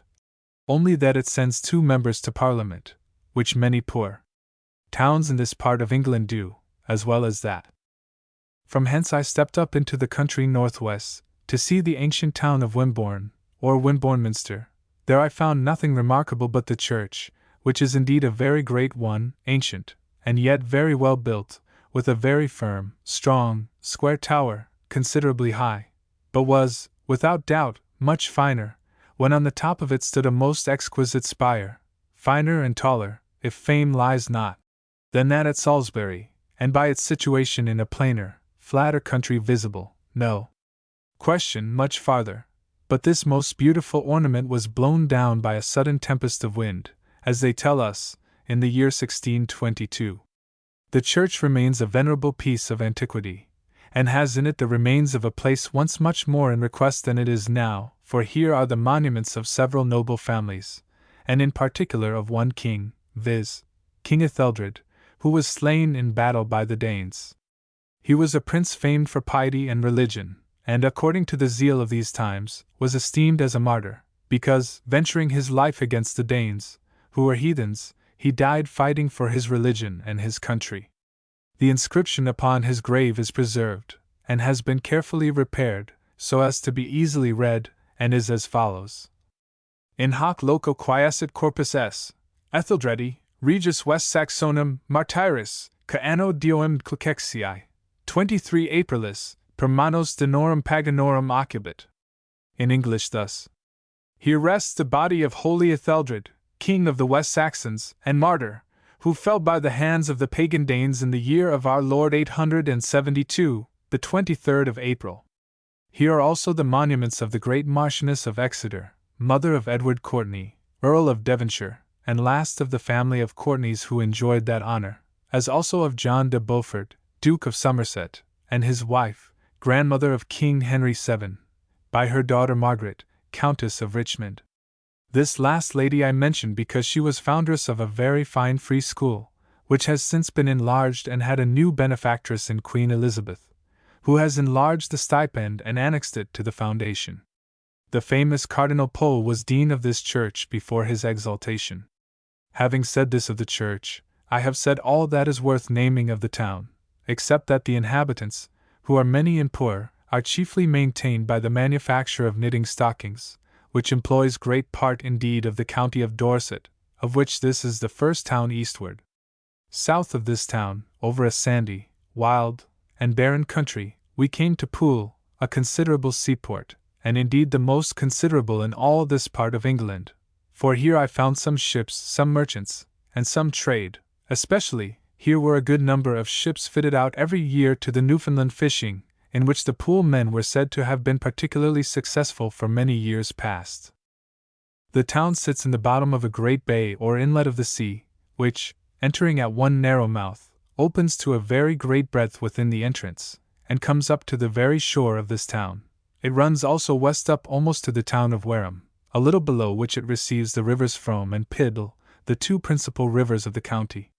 This place is famous for the best and biggest oysters in all this part of England, which the people of Poole pretend to be famous for pickling, and they are barreled up here, and sent not only to London, but to the West Indies, and to Spain and Italy, and other parts. It is observed more pearls are found in the Poole oysters, and larger, than in any other oysters about England. As the entrance into this large bay is narrow, so it is made narrower by an island, called Branksea, which, lying the very mouth of the passage, divides it into two, and where there is an old castle, called Branksea Castle, built to defend the entrance, and this strength was very great advantage to the trade of this port in the time of the late war with France. Wareham is a neat town and full of people, having a share of trade with Poole itself. It shows the ruins of a large town, and it is apparent, has had 8 churches, of which they have 3 remaining. South of Wareham, and between the bay I have mentioned and the sea, lies a large tract of land which, being surrounded by the sea except on one side, is called an island, though it is really what should be called a peninsula. This tract of land is better inhabited than the sea-coast of this west end of Dorsetshire generally is, and the manufacture of stockings is carried on there also. It is called the Isle of Purbeck, and has in the middle of it a large market town, called Corfe, and from the famous castle there the whole town is now called Corfe Castle. It is a corporation, sending members to Parliament. This part of the country is eminent for vast quarries of stone, which is cut out flat, and used in London in great quantities for paving courtyards, alleys, avenues to houses, kitchens, footways on the sides of the high streets, and the like, and is very profitable to the place, as also in the number of shipping employed in bringing it to London. There are also several rocks of very good marble, only that the veins in the stone are not black and white, as the Italian, but grey, red, and other colors. From hence to Weymouth, which is 22 miles, we rode in view of the sea. The country is open, and in some respects pleasant, but not like the northern parts of the county, which are all fine carpet ground, soft as velvet, and the herbage sweet as garden herbs, which makes their sheep be the best in England, if not in the world, and their wool fine to an extreme. I cannot omit here a small adventure which was very surprising to me on this journey. Passing this plain country, we came to an open piece of ground where a neighboring gentleman had at a great expense laid out a proper piece of land for a decoy, or duck-coy, as some call it. The works were but newly done, the planting young, the ponds very large and well made, but the proper places for shelter of the fowl not covered, the trees not being grown, and men were still at work improving and enlarging and planting on the adjoining heath or common. Near the decoy-keeper's house were some places where young decoy ducks were hatched, or otherwise kept to fit them for their work. To preserve them from vermin, polecats, kites, and such like, they had set traps, as is usual in such cases, and a gibbet by it, where abundance of such creatures as were taken were hanged up for show. While the decoy man was busy showing the new works, he was alarmed with a great cry about this house for "Help! Help!" and away he ran like the wind, guessing, as we supposed, that something was catched in the trap. It was a good big boy, about 13 or 14 years old, that cried out, for coming to the place he found a great fowl caught by the leg in the trap, which yet was so strong and so outrageous that the boy going too near him, he flew at him and frightened him, bit him, and beat him with his wings, for he was too strong for the boy. As the master ran from the decoy, so another manservant ran from the house, and finding a strange creature fast in the trap, not knowing what it was, laid at him with a great stick. The creature fought him a good while, but at length he struck him an unlucky blow which quieted him. After this we all came up to see what the matter, and found a monstrous eagle caught by the leg in the trap, and killed by the fellow's cudgel, as above.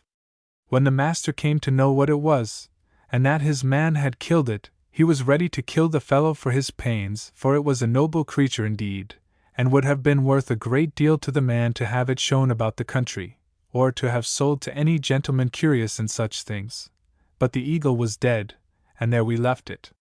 It is probable this eagle had flown over the sea from France, either there or at the Isle of Wight, where the channel is not so wide, for we do not find that any eagles are known to breed in those parts of Britain.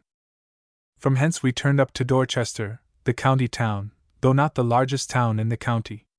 Dorchester is indeed a pleasant, agreeable town to live in, and where I thought the people seemed less divided into factions and parties than in other places. For though here are divisions, and the people are not all of one mind, either as to religion or politics, yet they did not seem to separate with so much animosity as in other places. Here I saw the Church of England clergyman, and the dissenting minister or preacher drinking tea together, and conversing with civility and good neighborhood, like Catholic Christians and men of a Catholic and extensive charity. The town is populous, though not large, the streets broad, but the buildings old and low. However, there is good company, and a good deal of it, and a man that coveted a retreat in this world might as agreeably spend his time and as well in Dorchester as in any town I know in England. The downs round this town are exceeding pleasant, and come up on every side, even to the very street's end, and here it was that they told me that there were 600,000 sheep fed on the downs within 6 miles of the town, that is, 6 miles every way, which is 12 miles in diameter, and 36 miles in circumference.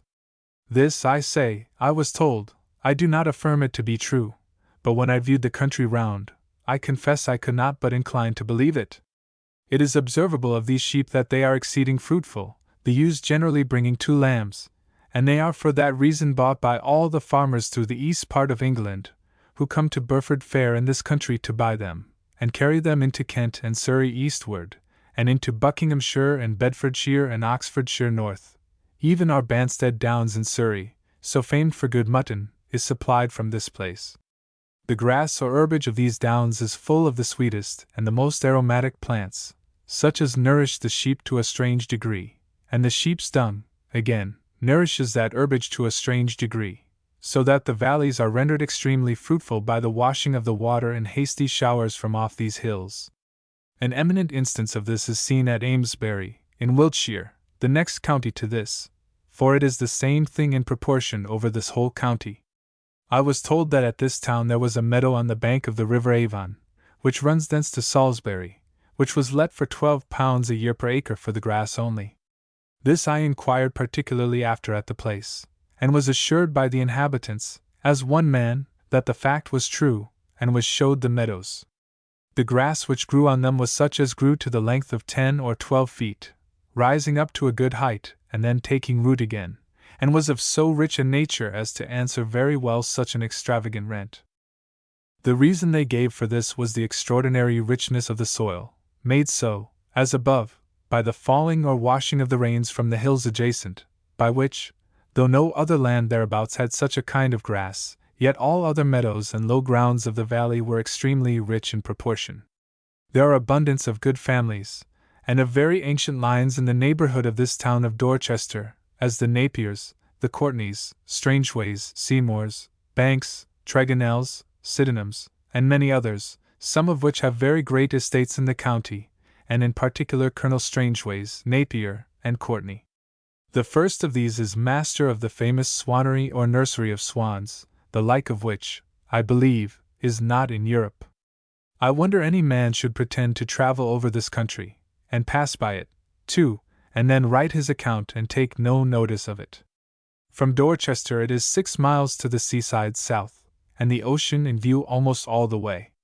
The first town you come to is Weymouth, or Weymouth and Melcombe, 2 towns lying at the mouth of a little rivulet which they call the Wey, but scarce claims the name of a river. However, the entrance makes a very good though small harbor, and they are joined by a wooden bridge, so that nothing but the harbor parts them, yet they are separate corporations, and choose each of them 2 members of Parliament, just as London and Southwark.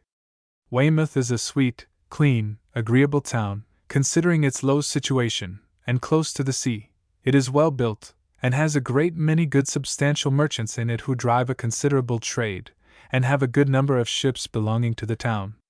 They carry on now, in time of peace, a trade with France.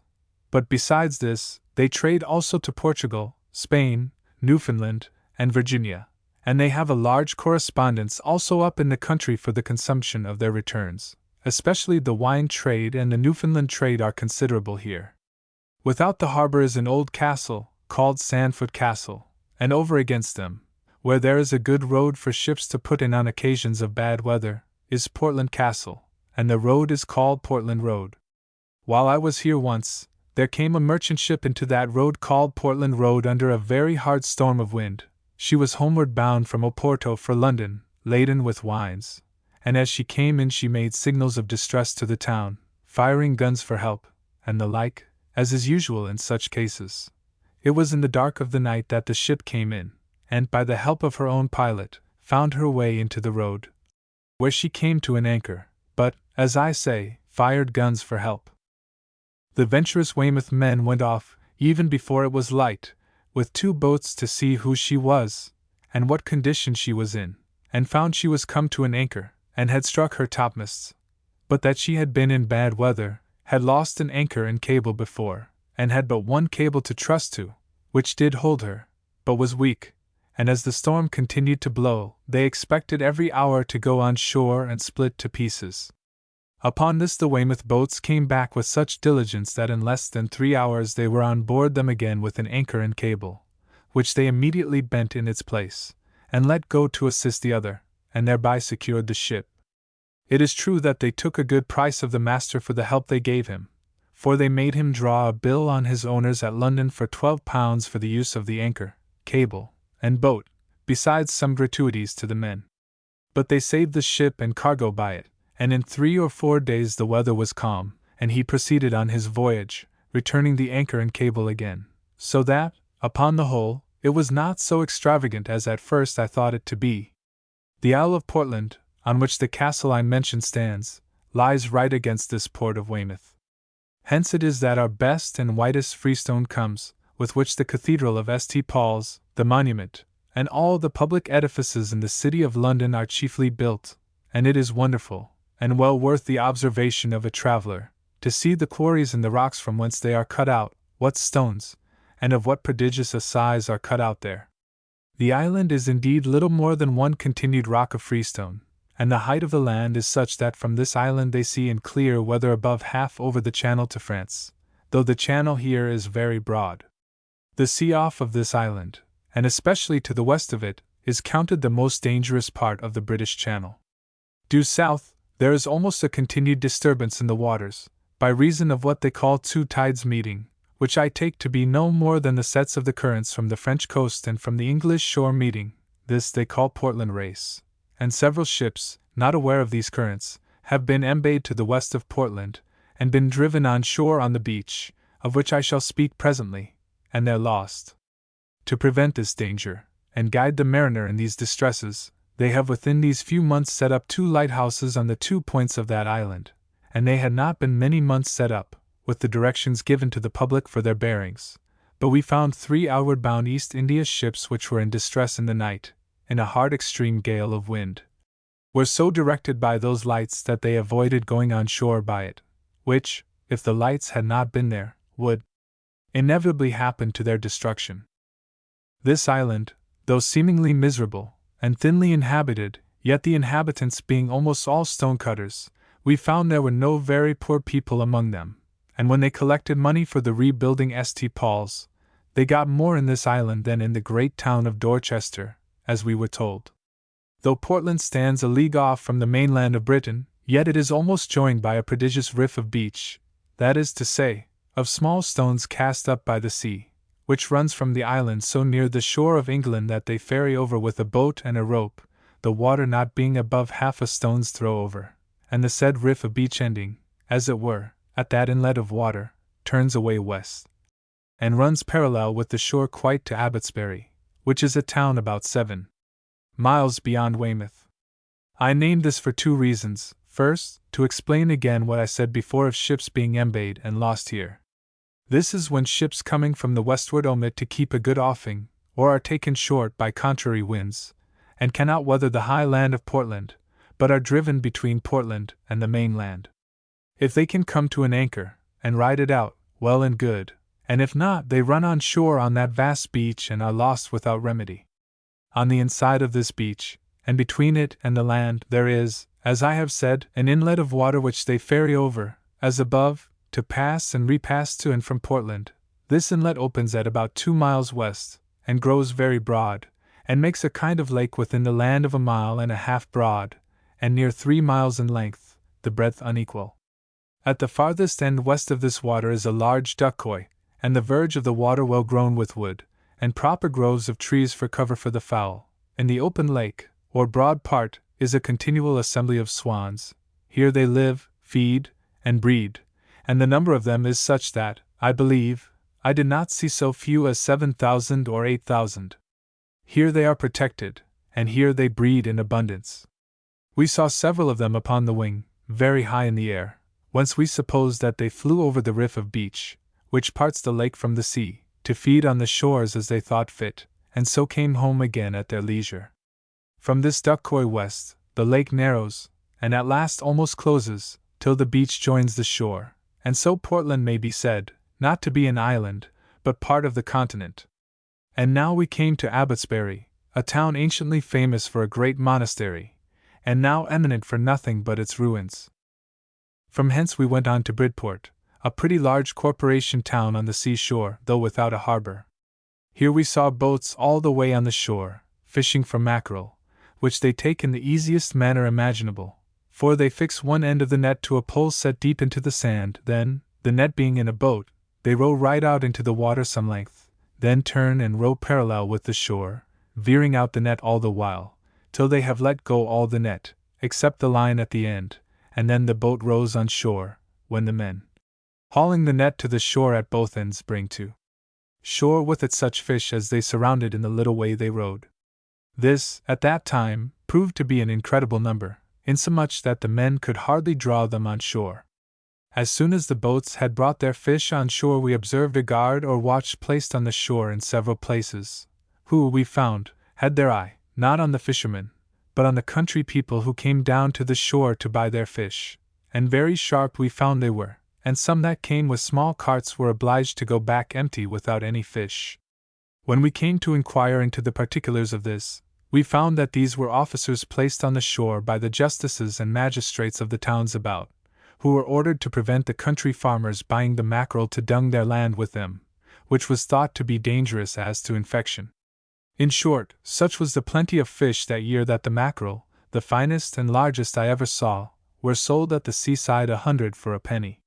From Bridport, a town in which we see nothing remarkable, we came to Lyme, the town particularly made famous by the landing of the Duke of Monmouth and his unfortunate troops in the time of King James II, of which I need say nothing, the history of it being so recent in the memory of so many living. This is a town of good figure, and has in it several eminent merchants who carry on a considerable trade to France, Spain, Newfoundland, and the Straits, and though they have neither creek or bay, road or river, they have a good harbor, but it is such a one as is not in all Britain besides, if there is such a one in any part of the world. It is a massy pile of building, consisting of high and thick walls of stone, raised at first with all the methods that skill and art could devise, but maintained now with very little difficulty. The walls are raised in the main sea at a good distance from the shore. It consists of one main and solid wall of stone, large enough for carts and carriages to pass on the top, and to admit houses and warehouses to be built on it, so that it is broad as a street. Opposite to this, but farther into the sea, is another wall of the same workmanship, which crosses the end of the first wall and comes about with the tail parallel to the first wall. Between the point of the first or main wall is the entrance into the port, and the second or opposite wall, breaking the violence of the sea from the entrance, the ships go into the basin as into a pier or harbor, and ride there as secure as in a millpond or as in a wet dock. The townspeople have the benefit of this wonderful harbor, and it is carefully kept in repair, as indeed it behoves them to do. But they could give me nothing of the history of it, nor do they, as I could perceive, know anything of the original of it, or who built it. It was lately almost beaten down by a storm, but is repaired again. This work is called the Cobb. The custom house officers have a lodge and warehouse upon it, and there were several ships of very good force and rich in value in the basin of it when I was there.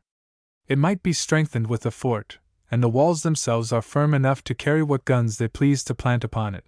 but they did not seem to think it needful, and as the shore is convenient for batteries, they have some guns planted in proper places, both for the defense of the Cobb and the town also. This town is under the government of a mayor and aldermen, and may pass for a place of wealth, considering the bigness of it. Here, we found, the merchants began to trade in the pilchard fishing, though not to so considerable a degree as they do farther west, the pilchards seldom coming up so high eastward as Portland, and not very often so high as Lyme.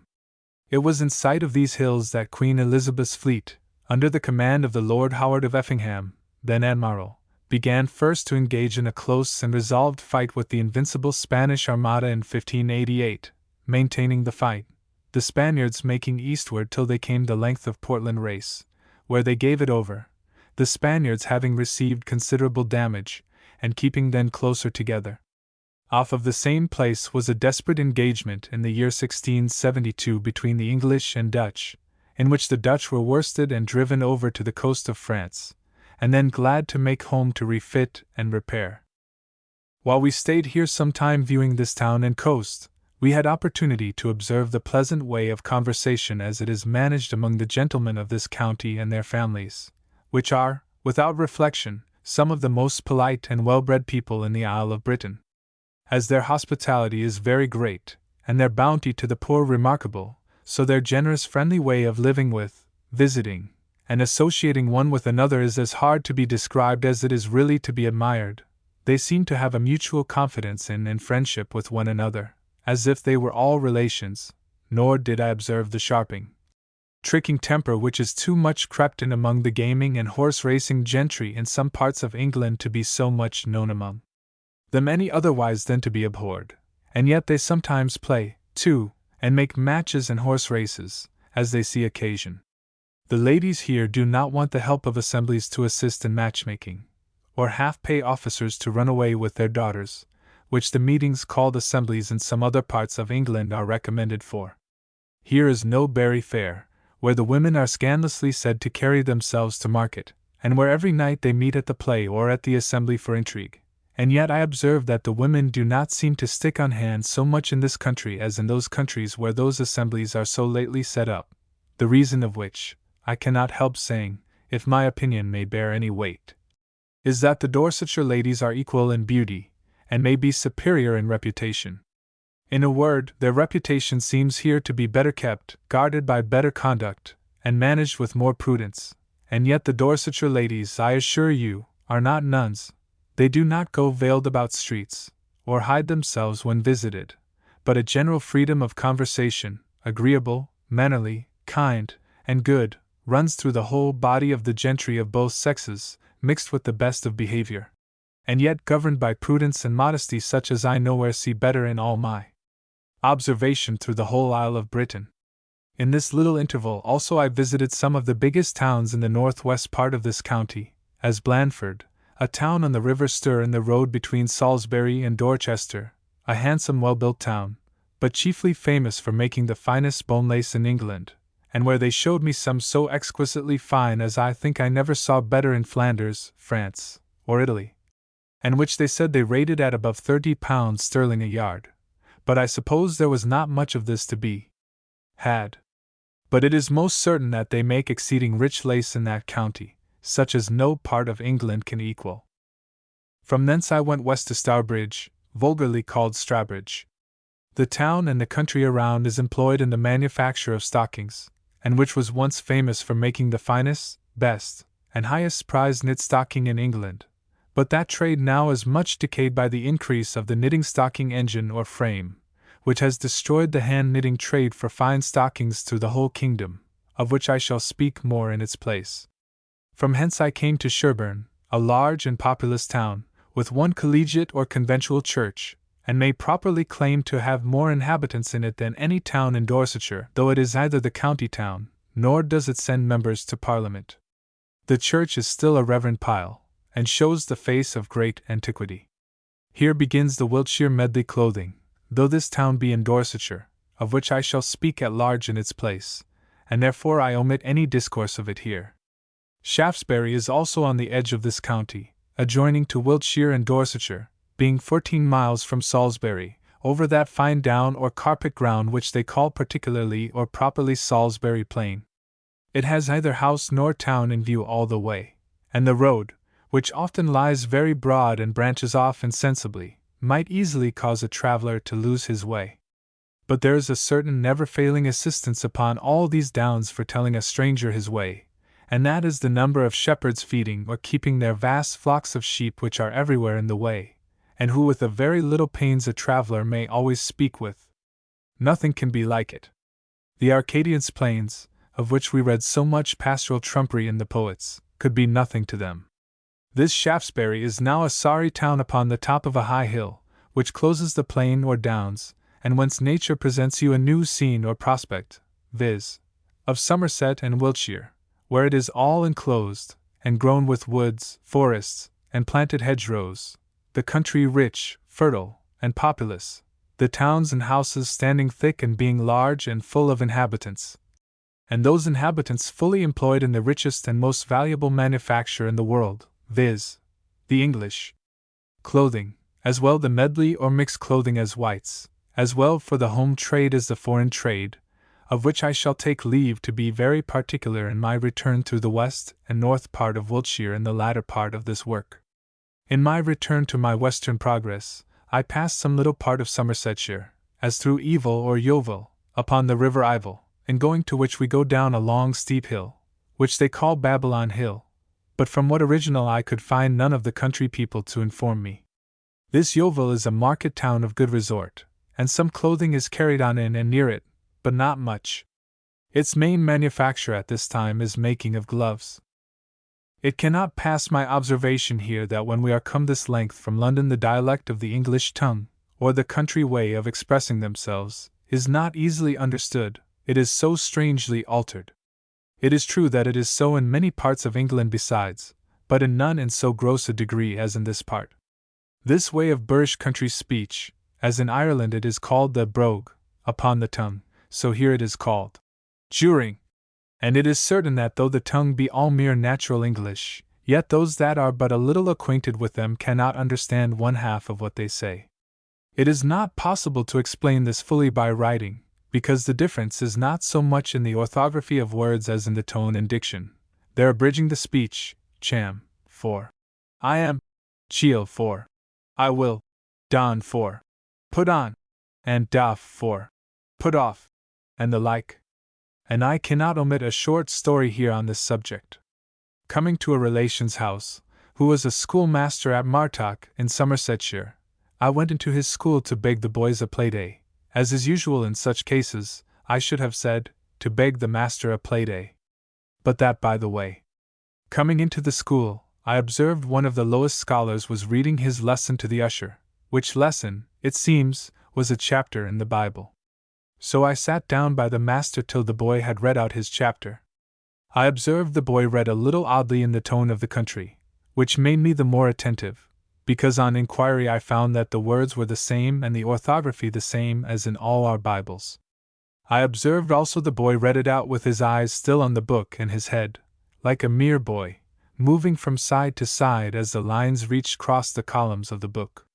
His lesson was in the Canticles v. 3 of chapter 5, the words these: I have put off my coat. How shall I put it on? I have washed my feet. How shall I defile them? The boy read thus, with his eyes, as I say, full on the text. Chava doffed my coat. How shall I don't? Chava washed my feet. How shall I more am? How the dexterous dunce could form his month to express so readily the words, which stood right printed in the book, in his country jargon, I could not but admire. I shall add to this another piece as diverting, which also happened in my knowledge at this very town of Yeovil, though some years ago. There lived a good substantial family in the town not far from the Angel Inn, a well-known house, which was then, and I suppose is still, the chief inn of the town. This family had a dog which, among his other good qualities for which they kept him, for he was a rare house dog, had this bad one, that he was a most notorious thief, but withal so cunning a dog, and managed himself so warily, that he preserved a mighty good reputation among the neighborhood. As the family was well beloved in the town, so was the dog. He was known to be a very useful servant to them, especially in the night, when he was fierce as a lion, but in the day the gentlest, lovingest creature that could be, and, as they said, all the neighbors had a good word for this dog. It happened that the good wife or mistress at the Angel Inn had frequently missed several pieces of meat out of the pail, as they say, or powdering tub, as we call it, and that some were very large pieces. It is also to be observed the dog did not stay to eat what he took upon the spot, in which case some pieces or bones or fragments might be left, and so it might be discovered to be a dog. But he made cleaner work, and when he fastened upon a piece of meat he was sure to carry it quite away to such retreats as he knew he could be safe in, and so feast upon it at leisure. It happened at last, as with most thieves it does, that the innkeeper was too cunning for him, and the poor dog was nabbed, taken in the fact, and could make no defense. Having found the thief and got him in custody, the master of the house, a good-humored fellow, and loath to disoblige the dog's master by executing the criminal, as the dog law directs, mitigates his sentence, and handled him as follows: first, taking out his knife, he cut off both his ears, and then, bringing him to the threshold, he chopped off his tail. And having thus effectually dishonored the poor cur among his neighbors, he tied a string about his neck, and a piece of paper to the string, directed to his master, and with these witty West Country verses on it. To my honored master Esq. Hail master, a cham a calm home, so cut as an ape, and tail have I known, for stealing of beef and pork out of the pail, for thieves they've cut my ears, for th wothier my tail, any a meester, and as tell thee more nor that ance come there again, my brains will be flat.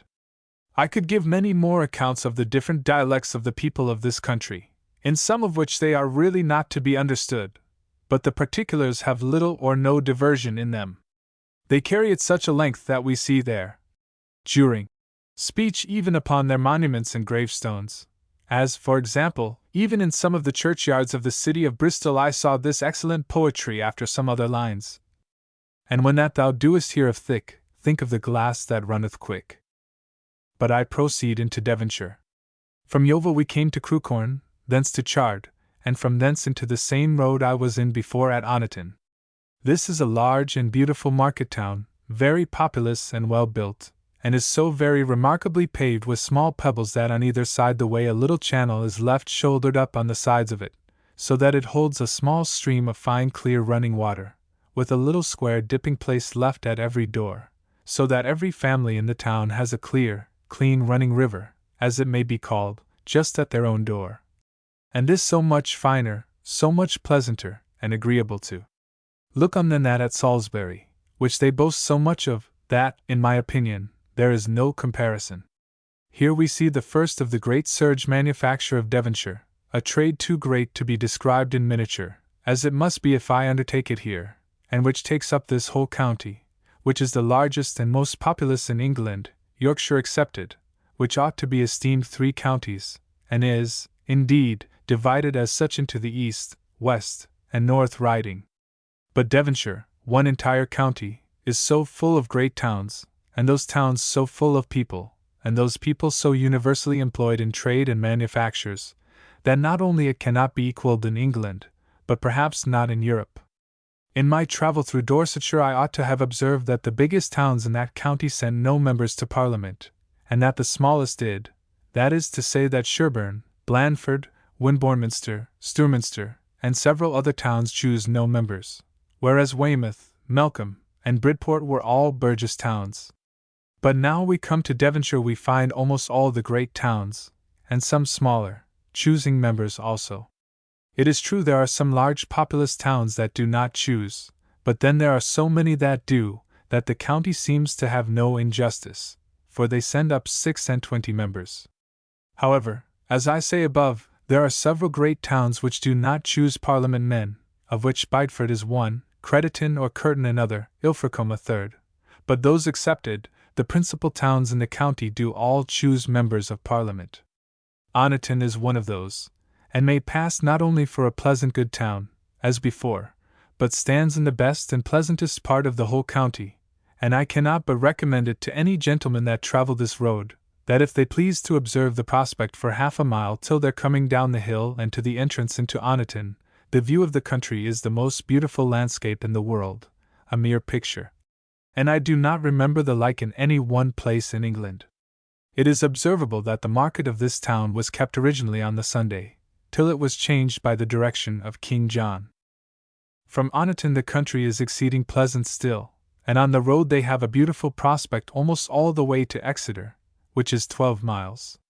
On the left hand of this road lies that part of the county which they call the South Hams, and which is famous for the best cider in that part of England, also the town of St. Mary Ottery, commonly called St. Mary Ottery.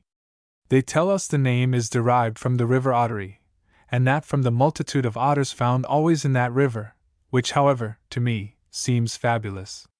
Nor does there appear to be any such great number of otters in that water, or in the county about, more than is usual in other counties or in other parts of the county about them. They tell us they send 20,000 hogsheads of cider hence every year to London, and which is still worse, that it is most of it bought there by the merchants to mix with their wines, which, if true, is not much to the reputation of the London vintners. But that by the by. From hence we came to Exeter, a city famous for two things which we seldom find unite in the same town, viz., that it is full of gentry and good company, and yet full of trade and manufactures also. The serge market held here every week is very well worth a stranger's seeing, and next to the Brig market at Leeds, in Yorkshire, is the greatest in England. The people assured me that at this market is generally sold from 60 to 70 to 80, and sometimes £100,000 value in serges in a week. I think it is kept on Mondays. They have the River Esk here, a very considerable river, and principal in the whole county, and within 3 miles, or thereabouts, it receives ships of any ordinary burthen, the port there being called Topsham. But now by the application, and at the expense, of the citizens the channel of the river is so widened, deepened, and cleansed from the shoal, which would otherwise interrupt the navigation, that the ships come now quite up to the city, and there with ease both deliver and take in their lading.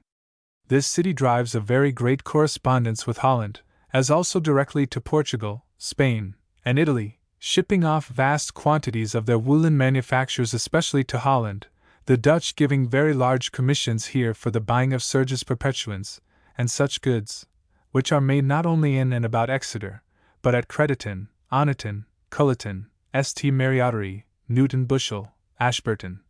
and especially at Tiverton, Cullompton, Bampton, and all the northeast part of the county, which part of the county is, as it may be said, fully employed, the people made rich, and the poor that are properly so called well subsisted and employed by it. Exeter is a large, rich, beautiful, populous, and was once a very strong city, but as to the last, as the castle, the walls, and all the old works are demolished, so, were they standing, the way of managing sieges and attacks of towns is such now, and so altered from what it was in those days, that Exeter in the utmost strength it could ever boast would not now hold out 5 days open trenches, nay, would hardly put an army to the trouble of opening trenches against it at all. This city was famous in the late civil unnatural war for its loyalty to the king, and for being a sanctuary to the queen, where her majesty resided for some time, and here she was delivered of a daughter, being the Princess Henrietta Maria, of whom our histories give a particular account, so I need say no more of it here. The cathedral church of this city is an ancient beauty, or, as it may be said, it is beautiful for its antiquity, but it has been so fully and often described that it would look like a mere copying from others to mention it. There is a good library kept in it, in which are some manuscripts, and particularly an old missal or mass book, the Leaves of Vellum, and famous for its most exquisite writing. This county, and this part of it in particular, has been famous for the birth of several eminent men as well for learning as for arts and for war, as particularly 1. Sir William Petre, who the learned Dr. Wake, now Archbishop of Canterbury, and author of the additions to Mr. Camden, says was Secretary of State and Privy Councillor to King Henry VIII, Edward VI, Queen Mary, and Queen Elizabeth, and 7 times sent ambassador into foreign countries. 2. Sir Thomas Bodley, famous and of grateful memory to all learned men and lovers of letters for his collecting and establishing the best library in Britain, which is now at Oxford, and is called, after his name, the Bodleian Library to this day. 3. Also Sir Francis Drake, born at Plymouth. 4. Sir Walter Raleigh. Of both those I need say nothing, fame publishes their merit upon every mention of their names. 5. That great patron of learning, Richard Hooker, author of the Ecclesiastical Polity, and of several other valuable pieces. 6. Of Dr. Arthur Duck, a famed civilian, and well known by his works among the learned advocates of Doctors' Commons. 7. Dr. John Moorman, of Southold, famous for being the first clergyman in England who ventured to teach his parishioners the Lord's Prayer, Creed, and 10 Commandments in the English tongue, and reading them so publicly in the parish church of Mayenhennet in this county, of which he was vicar. 8. Dr. John de Brampton, a man of great learning who flourished in the reign of Henry VI, was famous for being the first that read Aristotle publicly in the University of Cambridge, and for several learned books of his writing, which are now lost. 9. Peter Blundell, a clothier, who built the Free School at Tiverton, and endowed it very handsomely, of which in its place. 10. Sir John Glanville, a noted lawyer, and one of the judges of the Common Pleas. 11. Sergeant Glanville, his son, as great a lawyer as his father. 12. Sir John Maynard, an eminent lawyer of later years, one of the commissioners of the Great Seal under King William III. All these 3 were born at Tavistock. 13. Sir Peter King, the present Lord Chief Justice of the Common Pleas. And many others. I shall take the north part of this county in my return from Cornwall, so I must now lean to the south, that is to say, to the south coast, for in going on indeed we go southwest. About 22 miles from Exeter we go to Totnes, on the River Dart. This is a very good town, of some trade, but has more gentlemen in it than tradesmen of note. They have a very fine stone bridge here over the river, which, being within 7 or 8 miles of the sea, is very large, and the tide flows 10 or 12 feet at the bridge. Here we had the diversion of seeing them catch fish with the assistance of a dog.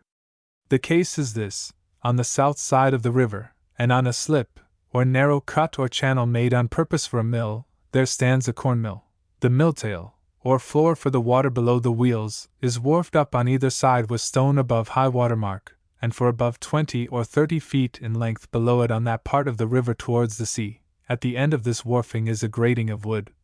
the crossbars of which stand bearing inward, sharp at the end, and pointing inward towards one another, as the wires of a mouse trap.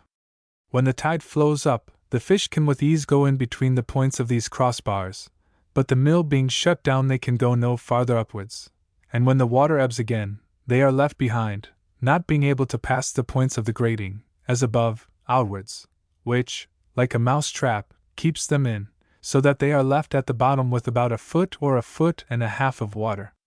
We were carried hither at low water, where we saw about 50 or 60 small salmon, about 17 to 20 inches long, which the country people call salmon peel, and to catch these the person who went with us, who was our landlord at a grate in next the bridge, put in a net on a hoop at the end of a pole, the pole going cross the hoop, which we call in this country a shove net. The net being fixed at one end of the place, they put in a dog, who was taught his trade beforehand, at the other end of the place, and he drives all the fish into the net, so that, only holding the net still in its place, the man took up 2 or 3 and 30 salmon peel at the first time. Of these we took 6 for our dinner, for which they asked a shilling, viz., twopence a piece, and for such fish, not at all bigger, and not so fresh, I have seen 6 and 6pence each given at a London fish market, whither they are sometimes brought from Chichester by land carriage. This excessive plenty of so good fish, and other provisions being likewise very cheap in proportion, makes the town of Totnes a very good place to live in, especially for such as have large families and but small estates. And many such are said to come into those parts on purpose for saving money, and to live in proportion to their income. From hence we went still south about 7 miles, all in view of this river, to Dartmouth, a town of note, seated at the mouth of the river Dart, and where it enters into the sea at a very narrow but safe entrance. The opening into Dartmouth Harbour is not broad, but the channel deep enough for the biggest ship in the Royal Navy. The sides of the entrance are high mounted with rocks, without which, just at the first narrowing of the passage, stands a good strong fort without a platform of guns, which commands the port. The narrow entrance is not much above half a mile, when it opens and makes a basin or harbour able to receive 500 sail of ships of any size, and where they may ride with the greatest safety, even as in a mill pond or wet dock. I had the curiosity here, with the assistance of a merchant of the town, to go out to the mouth of the haven in a boat to see the entrance, and castle or fort that commands it, and coming back with the tide of flood, I observed some small fish to skip and play upon the surface of the water, upon which I asked my friend what fish they were. Immediately one of the rowers or seamen starts up in the boat, and throwing his arms abroad as if he had been bewitched, cries out as loud as he could bawl, "A school! A school!" The word was taken to the shore as hastily as it would have been on land if he had cried, "Fire!"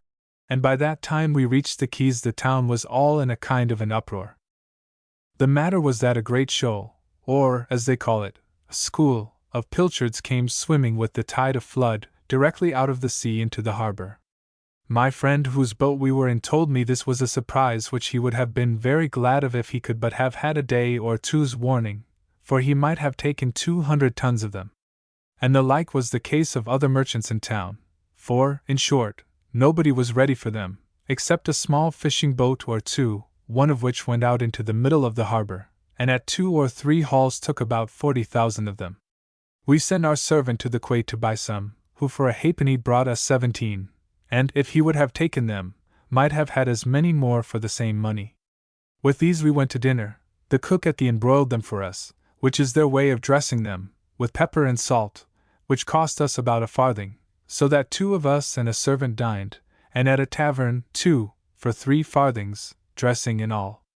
And this is the reason of telling the tale. What drink, wine or beer, we had I do not remember, but whatever it was, that we paid for by itself. But for our food we really dined for 3 farthings, and very well, too. Our friend treated us the next day with a dish of large lobsters, and I being curious to know the value of such things, and having freedom enough with him to inquire, I found that for 6d. or 8d. they bought as good lobsters there as would have cost in London 3s. to 3s. 6d. each. In observing the coming in of those pilchards, as above, we found that out at sea, in the offing, beyond the mouth of the harbour, there was a whole army of porpoises, which, as they told us, pursued the pilchards, and it is probable, drove them into the harbour, as above. The school, it seems, drove up the river a great way, even as high as Totnes Bridge, as we heard afterwards, so that the country people who had boats and nets catched as many as they knew what to do with, and perhaps lived upon pilchards for several days. But as to the merchants and trade, their coming was so sudden that it was no advantage to them. Round the west side of this basin or harbour, in a kind of a semicircle, lies the town of Dartmouth, a very large and populous town, though but meanly built, and standing on the side of a steep hill. Yet the quay is large, and the street before it spacious.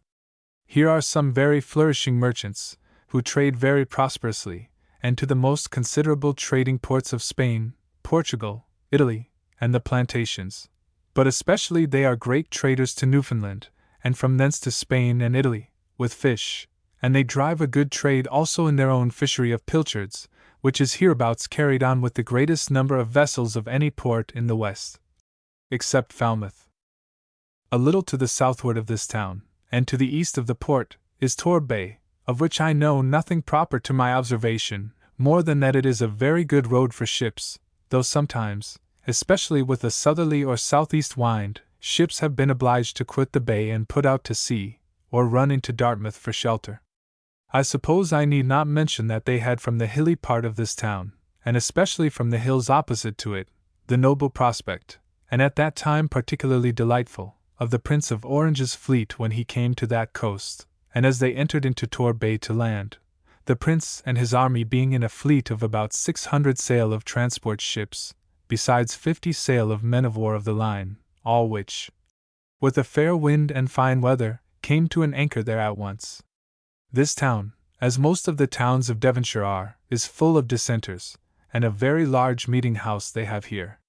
How they act here with respect to the great dispute about the doctrine of the Trinity, which has caused such a breach among those people at Exeter and other parts of the county, I cannot give any account of. This town sends 2 members to Parliament.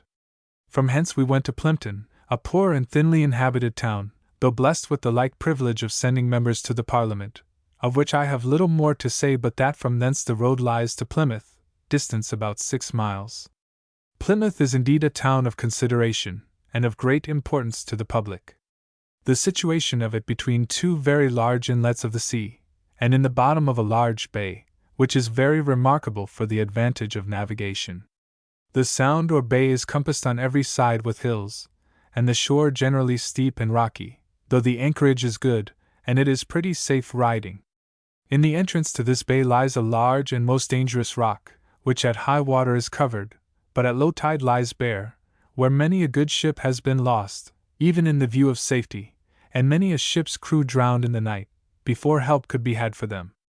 Upon this rock, which was called the Eddystone, from its situation, the famous Mr. Winstanley undertook to build a lighthouse for the direction of sailors, and with great art and expedition finished it, which work, considering its height, the magnitude of its building, and the little hold there was by which it was possible to fasten it to the rock, stood to admiration, and bore out many a bitter storm. Mr. Winstanley often visited, and frequently strengthened, the building by new works, and was so confident of its firmness and stability that he usually said he only desired to be in it when a storm should happen, for many people had told him it would certainly fall if it came to blow a little harder than ordinary. But he happened at last to be in it once too often, namely, when that dreadful tempest blew, November 27, 1703. This tempest began on the Wednesday before, and blew with such violence, and shook the lighthouse so much, that, as they told me there, Mr. Winstanley would fain have been on shore, and made signals for help, but no boats durst go off to him. And to finish the tragedy, on the Friday, November 26th, when the tempest was so redoubled that it became a terror to the whole nation, the first sight there seaward that the people of Plymouth were presented with in the morning after the storm was the bare Eddystone, the lighthouse being gone, in which Mr. Winstanley and all that were with him perished, and were never seen or heard of since. But that which was a worse loss still was that, a few days after, a merchant's ship called the Winchelsea, homeward bound from Virginia, not knowing the Eddystone lighthouse was down, for want of the light that should have been seen, run foul of the rock itself, and was lost with all her lading and most of her men. But there is now another lighthouse built on the same rock. What other disasters happened at the same time in the Sound and in the roads about Plymouth is not my business. They are also published in other books, to which I refer. One thing which I was a witness to on a former journey to this place, I cannot omit. It was the next year after that great storm, and but a little sooner in the year, being in August. I was at Plymouth, and walking on the Hoe, which is a plain on the edge of the sea, looking to the road, I observed the evening so serene, so calm, so bright, and the sea so smooth, that a finer sight, I think, I never saw. There was very little wind, but what seemed to be westerly, and about an hour after, it blew a little breeze at southwest, with which wind there came into the Sound that night and the next morning a fleet of 14 sail of ships from Barbados, richly laden for London. Having been long at sea, most of the captains and passengers came on shore to refresh themselves, as is usual after such tedious voyages, and the ships rode all in the Sound on that side next to Catwater. As is customary upon safe arriving to their native country, there was a general joy and rejoicing both on board and on shore. The next day the wind began to freshen, especially in the afternoon, and the sea to be disturbed, and very hard it blew at night, but all was well for that time. But the night after, it blew a dreadful storm, not much inferior, for the time it lasted, to the storm mentioned above which blew down the lighthouse on the Eddystone. About midnight the noise, indeed, was very dreadful, what with the rearing of the sea and of the wind, intermixed with the firing of guns for help from the ships, the cries of the seamen and people on shore, and, which was worse, the cries of those which were driven on shore by the tempest and dashed in pieces. In a word, all the fleet except 3, or thereabouts, were dashed to pieces against the rocks and sunk in the sea, most of the men being drowned.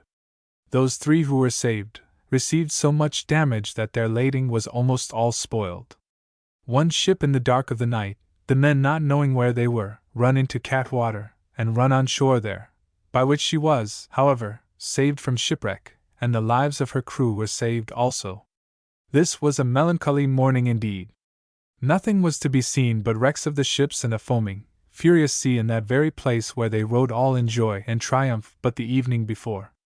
The captains, passengers, and officers who were, as I have said, gone on shore, between the joy of saving their lives, and the affliction of having lost their ships, their cargoes, and their friends, were objects indeed worth our compassion and observation.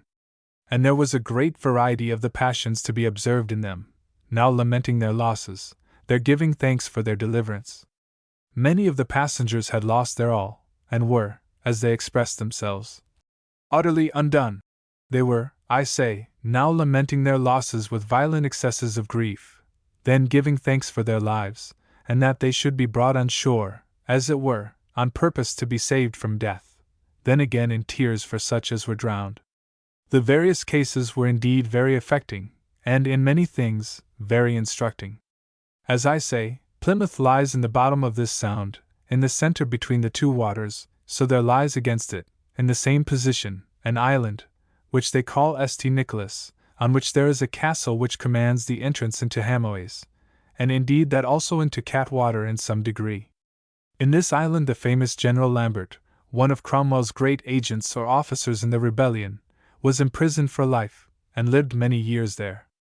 On the shore over against this island is the citadel of Plymouth, a small but regular fortification, inaccessible by sea, but not exceeding strong by land, except that they say the works are of a stone hard as marble, and would not soon yield to the batteries of an enemy, but that is a language our modern engineers now laugh at. The town stands above this, upon the same rock, and lies sloping on the side of it, towards the east, the inlet of the sea which is called Catwater, and which is a harbor capable of receiving any number of ships and of any size, washing the eastern shore of the town, where they have a kind of natural mole or haven, with a quay and all other conveniences for bringing in vessels for loading and unloading. Nor is the trade carried on here inconsiderable in itself, or the number of merchants small. The other inlet of the sea, as I term it, is on the other side of the town, and is called Hamoaze, being the mouth of the river Tamar, a considerable river which parts the 2 counties of Devon and Cornwall.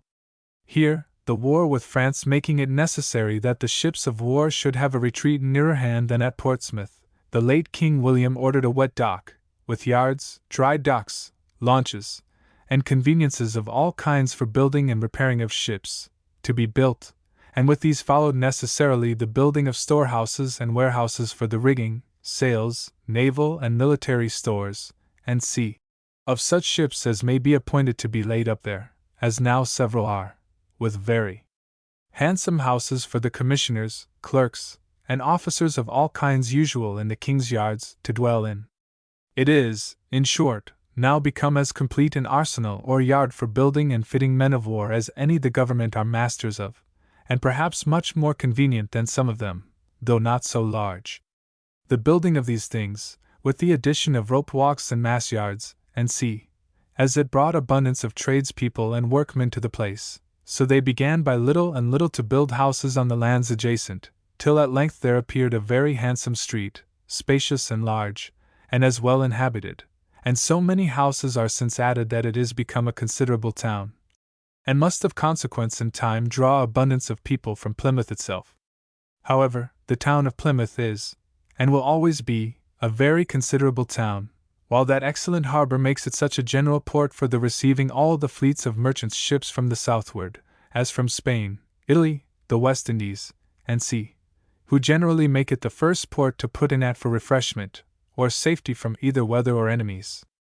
The town is populous and wealthy, having, as above, several considerable merchants and abundance of wealthy shopkeepers, whose trade depends upon supplying the seafaring people that upon so many occasions put into that port.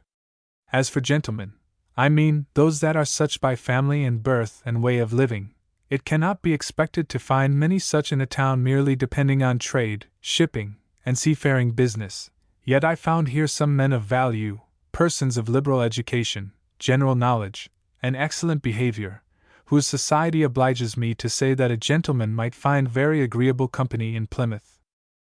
From Plymouth we passed the Tamar over a ferry to Saltash, a little, poor, shattered town, the first we set foot on in the county of Cornwall.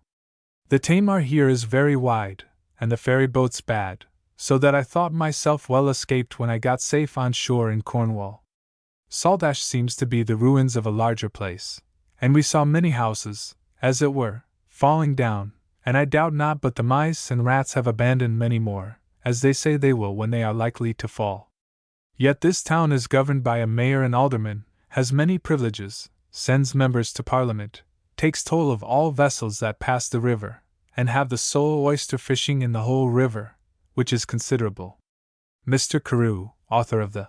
Survey of Cornwall,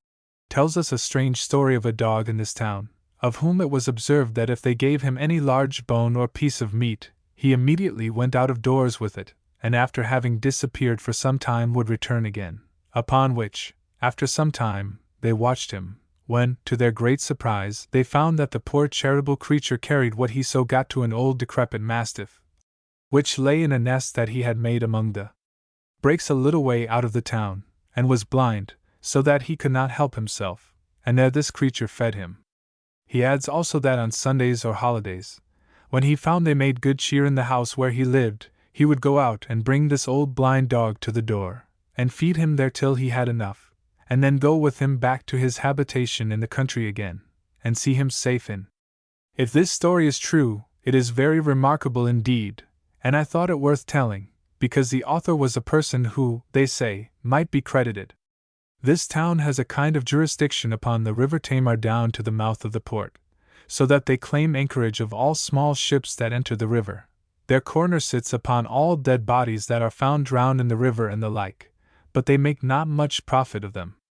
There is a good market here, and that is the best thing to be said of the town. It is also very much increased since the number of the inhabitants are increased at the new town, as I mentioned, as near the dock at the mouth of Hamoise, for those people choose rather to go to Saltash to market by water than to walk to Plymouth by land for their provisions. Because, first, as they go in the town boat, the same boat brings home what they buy, so that it is much less trouble. Second, because provisions are bought much cheaper at Saltash than at Plymouth. This, I say, is like to be a very great advantage to the town of Saltash, and may in time put a new face of wealth upon the place. They talk of some merchants beginning to trade here, and they have some ships that use the Newfoundland fishery, but I could not hear of anything considerable they do in it. There is no other considerable town up the Tamar till we come to Launceston, the county town, which I shall take in my return, so I turned west, keeping the south shore of the county to the Land's End. From Saltash I went to Liskeard, about 7 miles. This is a considerable town, well built, has people of fashion in it, and a very great market. It also sends 2 members to Parliament, and is one of the 5 towns called Stanary towns, that is to say, where the blocks of tin are brought to the coinage, of which, by itself, this coinage of tin is an article very much to the advantage of the towns where it is settled, though the money paid goes another way. This town of Liskeard was once eminent, had a good castle, and a large house, where the ancient dukes of Cornwall kept their court in those days. Also it enjoyed several privileges, especially by the favour of the Black Prince, who as Prince of Wales and Duke of Cornwall resided here. And in return they say this town and the country round it raised a great body of stout young fellows, who entered into his service and followed his fortunes in his wars in France, as also in Spain. But these buildings are so decayed that there are now scarce any of the ruins of the castle or of the prince's court remaining. The only public edifices they have now to show are the guild or town hall, on which there is a turret with a fine clock, a very good free school, well provided, a very fine conduit in the marketplace, an ancient large church, and which is something rare for the county of Cornwall, a large, new-built meeting-house for the dissenters, which I named because they assured me there was but 3 more, and those very inconsiderable, in all the county of Cornwall, whereas in Devonshire, which is the next county, there are reckoned about 70, some of which are exceeding large and fine. This town is also remarkable for a very great trade in all manufactures of leather, such as boots, shoes, gloves, purses, breeches, and some spinning of late years is set up here, encouraged by the woolen manufacturers of Devonshire. Between these 2 towns of Saltash and Liskeard is St. Germans, now a village, decayed, and without any market, but the largest parish in the whole county, in the bounds of which is contained, as they report, 17 villages, and the town of Saltash among them. For Saltash has no parish church, it seems, of itself, but as a chapel of ease to St. Germans.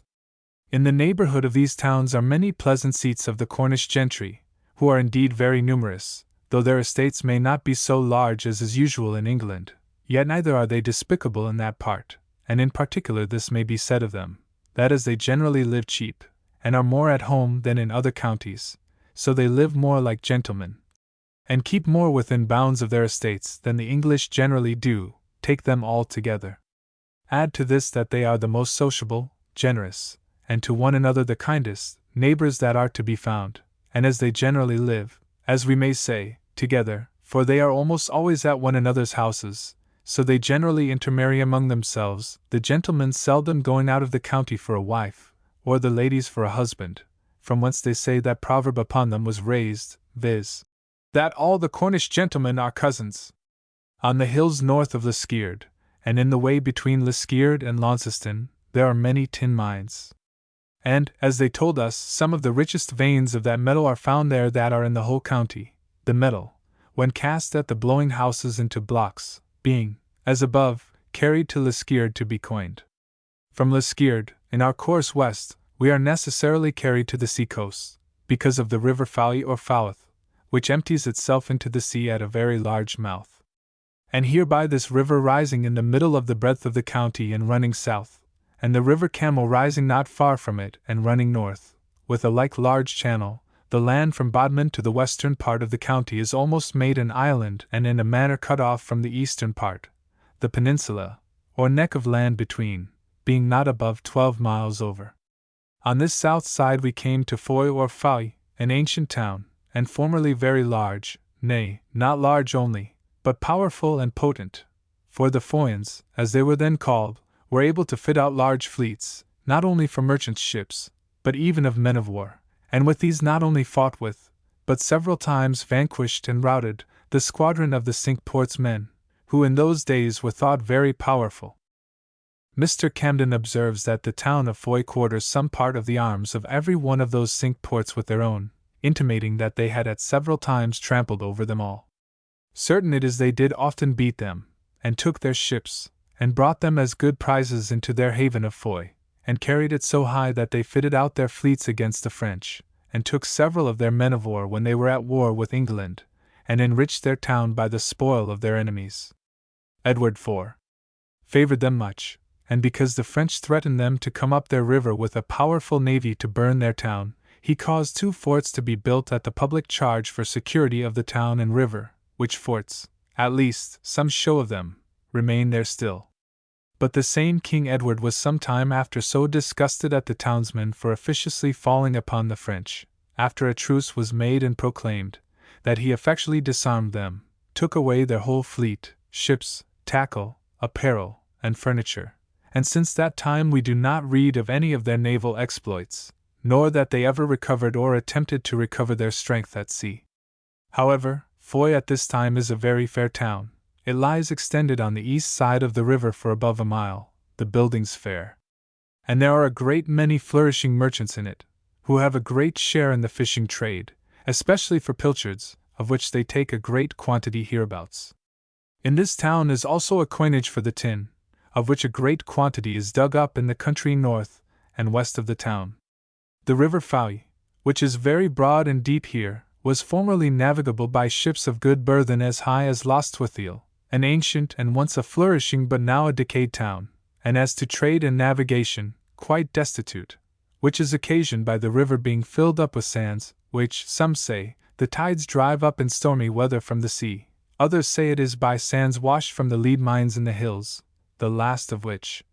by the way, I take to be a mistake, the sand from the hills being not of quantity sufficient to fill up the channel of a navigable river, and if it had, might easily have been stopped by the townspeople from falling into the river. But that the sea has choked up the river with sand is not only probable, but true, and there are other rivers which suffer in the like manner in this same country. This town of Lostwithiel retains, however, several advantages which support its figure, as, first, that it is one of the coinage towns, as I call them, or stanary towns, as others call them. 2. The common jail for the whole stanary is here, as are also the county courts for the whole county of Cornwall. There is a mock cavalcade kept up at this town, which is very remarkable. The particulars, as they are related by Mr. Carew in his Survey of Cornwall, take as follows. Upon Little Easter Sunday the freeholders of this town and manor, by themselves or their deputies, did there assemble, amongst whom one, as it fell to his lot by turn, bravely apparelled, gallantly mounted, with a crown on his head, a sceptre in his hand, and a sword borne before him, and dutifully attended by all the rest, also on horseback, rode through the principal street to the church. The curate in his best basine solemnly received him at the churchyard stile, and conducted him to hear divine service.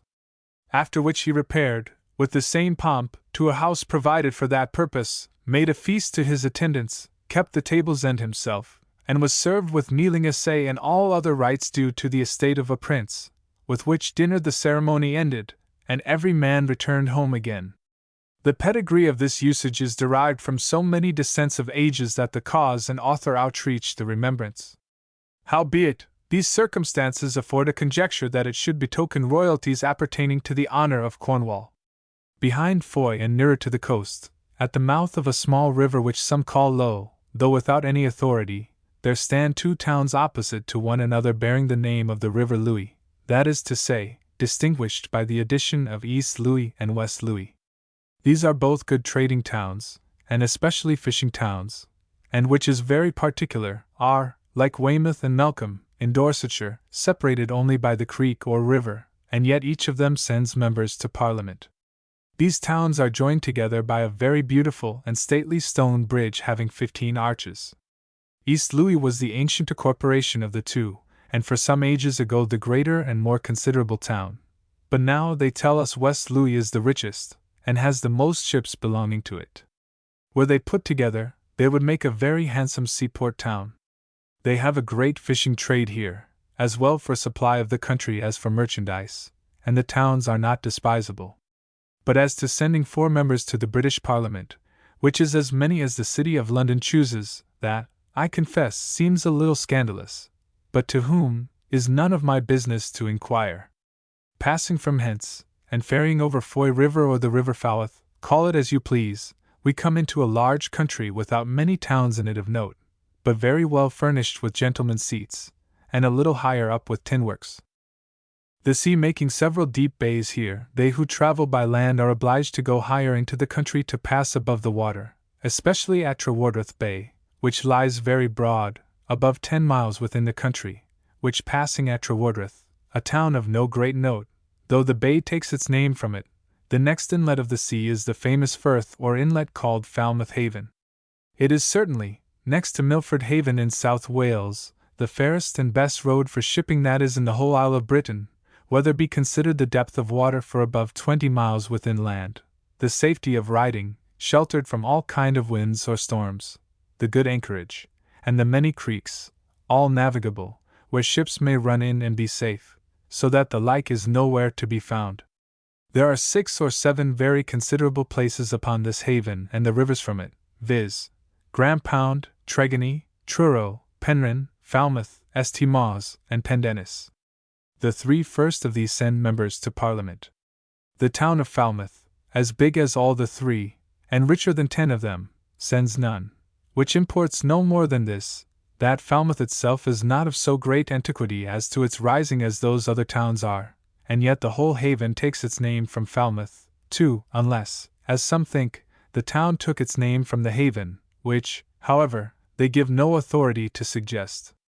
St. Mawes and Pendennis are two fortifications placed at the points or entrance of this haven, opposite to one another, though not with a communication or view. They are very strong, the first principally by sea, having a good platform of guns pointing athwart the channel, and planted on a level with the water. But Pendennis Castle is strong by land as well as by water, is regularly fortified, has good outworks, and generally a strong garrison. St. Mawes, otherwise called St. Mary's, has a town annexed to the castle, and is a borough sending members to the Parliament. Pendennis is a mere fortress, though there are some habitations in it, too, and some at a small distance near the seaside, but not of any great consideration.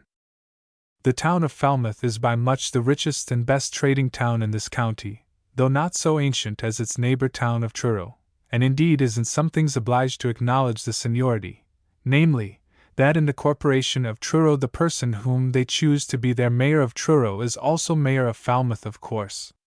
How the jurisdiction is managed is an account too long for this place. The Truro men also receive several duties collected in Falmouth, particularly wharfage for the merchandises landed or shipped off. But let these advantages be what they will, the town of Falmouth has gotten the trade, at least the best part of it, from the other, which is chiefly owing to the situation. For that Falmouth lying upon the sea, but within the entrance, ships of the greatest burthen come up to the very quays, and the whole Royal Navy might ride safely in the road, whereas the town of Truro lying far within, and at the mouth of two fresh rivers, is not navigable for vessels of above 150 tons or thereabouts. Some have suggested that the original of Falmouth was the having so large a quay, and so good a depth of water at it. The merchants of Truro formerly used it for the place of lading and unlading their ships, as the merchants of Exeter did at Topsham, and this is the more probable in that, as above, the wharfage of those landing places is still the property of the corporation of Truro. But let this be as it will, the trade is now in a manner wholly gone to Falmouth, the trade at Truro being now chiefly, if not only, for the shipping off of block tin and copper ore, the latter being lately found in large quantities in some of the mountains between Truro and St. Michael's, and which is much improved since the several mills are erected at Bristol and other parts for the manufactures of battery ware, as it is called, brass, or which is made out of English copper, most of it dug in these parts, the ore itself ago being found very rich and good. Falmouth is well built, has abundance of shipping belonging to it, is full of rich merchants, and has a flourishing and increasing trade. I say, increasing, because by the late setting up the English packets between this port and Lisbon, there is a new commerce between Portugal and this town carried on to a very great value. It is true, part of this trade was founded in a clandestine commerce carried on by the said packets at Lisbon, where, being the king's ships, and claiming the privilege of not being searched or visited by the custom house officers, they found means to carry off great quantities of British manufactures, which they sold on board to the Portuguese merchants, and they conveyed them on shore, as it is supposed, without paying custom. But the government there getting intelligence of it, and complaint being made in England also, where it was found to be very prejudicial to the fair merchant, that trade has been effectually stopped. But the Falmouth merchants, having by this means gotten a taste of the Portuguese trade, have maintained it ever since in ships of their own. These packets bring over such vast quantities of gold in specie, either in moidores, which is the Portugal coin, or in bars of gold, that I am very credibly informed the carrier from Falmouth brought by land from thence to London at one time, in the month of January, 1722, or near it, 80,000 moidores in gold, which came from Lisbon in the packet boats for account of the merchants at London,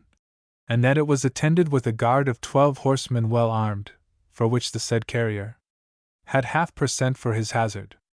This is a specimen of the Portugal trade, and how considerable it is in itself, as well as how advantageous to England, but as that is not to the present case, I proceed. The custom house for all the towns in this port, and the head collector, is established at this town, where the duties, including the other ports, is very considerable. Here is also a very great fishing for pilchards, and the merchants for Falmouth have the chief stroke in that gainful trade. Truro is, however, a very considerable town, too. It stands up the water north and by east from Falmouth, in the utmost extended branch of the Avon, in the middle between the conflux of two rivers, which, though not of any long course, have a very good appearance for a port, and make it large wharf between them in the front of the town. And the water here makes a good port for small ships, though it be at the influx, but not for ships of burthen. This is the particular town where the Lord Warden of the Stannaries always holds his famous Parliament of Miners, and for stamping of tin.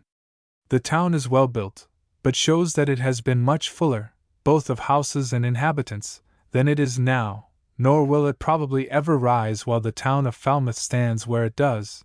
and while the trade is settled in it as it is. There are at least 3 churches in it, but no dissenters' meeting house that I could hear of.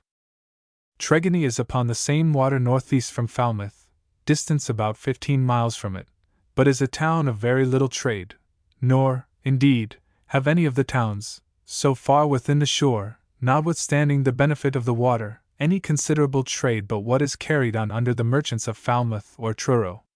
The chief thing that is to be said of this town is that it sends members to Parliament, as does also Grandpound, a market town, and Borough, about 4 miles farther up the water. This place, indeed, has a claim to antiquity, and is an appendix to the Duchy of Cornwall, of which it holds at a fee farm rent and pays to the Prince of Wales as Duke £10 11s. 1d. per annum. It has no parish church, but only a chapel of ease to an adjacent parish. Penryn is up the same branch of the Avon as Falmouth, but stands 4 miles higher towards the west, yet ships come to it of as great a size as can come to Truro itself. It is a very pleasant, agreeable town, and for that reason has many merchants in it, who would perhaps otherwise live at Falmouth. The chief commerce of these towns, as to their sea affairs, is the pilchards and Newfoundland fishing, which is very profitable to them all. It had formerly a conventual church, with a chantry and a religious house, a cell to curtain, but they are all demolished, and scarce the ruins of them distinguishable enough to know one part from another. Quitting Falmouth Haven from Penryn West, we came to Helston, about 7 miles, and stands upon the little river Cober, which, however, admits the sea so into its bosom as to make a tolerable good harbour for ships a little below the town. It is the 5th town allowed for the coining tin, and several of the ships called tin ships are laden here. This town is large and populous, and has 4 spacious streets, a handsome church, and a good trade. This town also sends members to Parliament. Beyond this is a market town, though of no resort for trade, called Market Jew. It lies, indeed, on the seaside, but has no harbour or safe road for shipping. At Helford is a small but good harbour between Falmouth and this port, where many times the tin ships go in to load for London. Also here are a good number of fishing vessels for the pilchard trade, and abundance of skilful fishermen. It was from this town that in the great storm which happened November 27, 1703, a ship laden with tin was blown out to sea and driven to the Isle of Wight in 7 hours, having on board only 1 man and 2 boys. The story is as follows. The beginning of the storm there lay a ship laden with tin in Helford Haven, about 2 leagues and a half west of Falmouth. The tin was taken on board at a place called Gwague Wharf, 5 or 6 miles up the river, and the vessel was come down to Helford in order to pursue her voyage to London. About 8 o'clock in the evening the commander, whose name was Anthony Jenkins, went on board with his mate to see that everything was safe, and to give orders, but went both on shore again, leaving only a man and 2 boys on board, not apprehending any danger, they being in safe harbour. However, he ordered them that if it should blow hard they should carry out the small bower anchor, and so to moor the ship by 2 anchors, and then giving what other orders he thought to be needful, he went ashore, as above. About 9 o'clock, the wind beginning to blow harder, they carried out the anchor, according to the master's order, but the wind increasing about 10, the ship began to drive, so they carried out their best bower, which, having a good new cable, brought the ship up. The storm still increasing, they let go the kedge anchor, so that they then rowed by 4 anchors ahead, which were all they had. But between 11 and 12 o'clock the wind came about west and by south, and blew in so violent and terrible a manner that, though they rowed under the lee of a high shore, yet the ship was driven from all her anchors, and about midnight drove quite out of the harbor, the opening of the harbor lying due east and west, into the open sea, the men having neither anchor or cable or boat to help themselves. In this dreadful condition, they driving, I say, out of the harbor, their first and chief care was to go clear of the rocks which lie on either side the harbor's mouth, and which they performed pretty well. Then, seeing no remedy, they consulted what to do next. They could carry no sail at first, no, not a knot, nor do anything but run away afore it. The only thing they had to think on was to keep her out at sea as far as they could, for fear of a point of land called the Dead Man's Head, which lies to the eastward of Falmouth Haven, and then, if they could escape the land, thought to run in for Plymouth next morning, so, if possible, to save their lives. In this fright condition they drove away at a prodigious rate, having sometimes the bonnet of their foresail a little out, but the yard lowered almost to the deck, sometimes the ship almost under water, and sometimes above, keeping still in the offing, for fear of the land, till they might see daylight. But when the day broke they found they were to think no more of Plymouth, for they were far enough beyond it, and the first land they made was Peveril Point, being the southernmost land of the Isle of Purbeck, in Dorsetshire, and a little to the westward of the Isle of Wight, so that now they were in a terrible consternation, and driving still at a prodigious rate. By 7 o'clock they found themselves broadside of the Isle of Wight. Here they consulted again what to do to save their lives. One of the boys was for running her into the Downs, but the man objected that, having no anchor or cable nor boat to go on shore with, and the storm blowing off shore in the Downs, they should be inevitably blown off and lost upon the unfortunate Goodwin, which, it seems, the man had been on once before and narrowly escaped. Now came the last consultation for their lives. The other of the boys said he had been in a certain creek in the Isle of Wight, where, between the rocks, he knew there was room to run the ship in, and at least to save their lives, and that he saw the place just that moment, so he desired the man to let him have the helm, and he would do his best and venture it. The man gave him the helm, and he stood directly in among the rocks, the people standing on the shore thinking they were mad, and that they would in a few minutes be dashed in 1,000 pieces. But when they came nearer, and the people found they steered as if they knew the place, they made signals to them to direct them as well as they could, and the young bold fellow run her into a small cove, where she stuck fast, as it were, between the rocks on both sides, there being but just room enough for the breadth of the ship. The ship, indeed, giving 2 or 3 knocks, staved and sunk, but the man and the 2 youths jumped ashore and were safe, and the lading, being tin, was afterwards secured. N.B. The merchants very well rewarded the 3 sailors, especially the lad that ran her into that place. Penzance is the farthest town of any note west, being 254 miles from London, and within about 10 miles of the promontory called the Land's End, so that this promontory is from London 264 miles, or thereabouts. This town of Penzance is a place of good business, well built and populous, has a good trade, and a great many ships belonging to it, notwithstanding it is so remote. Here are also a great many good families of gentlemen, though in this utmost angle of the nation, and which is yet more strange, the veins of lead, tin, and copper ore are said to be seen even to the utmost extent of land at low water mark, and in the very sea, so rich, so valuable, a treasure is contained in these parts of Great Britain, though they are supposed to be so poor, because so very remote from London, which is the centre of our wealth. Between this town and Estiburian, a town midway between it and the Land's End, stands a circle of great stones, not unlike those at Stonehenge, in Wiltshire, with one bigger than the rest in the middle.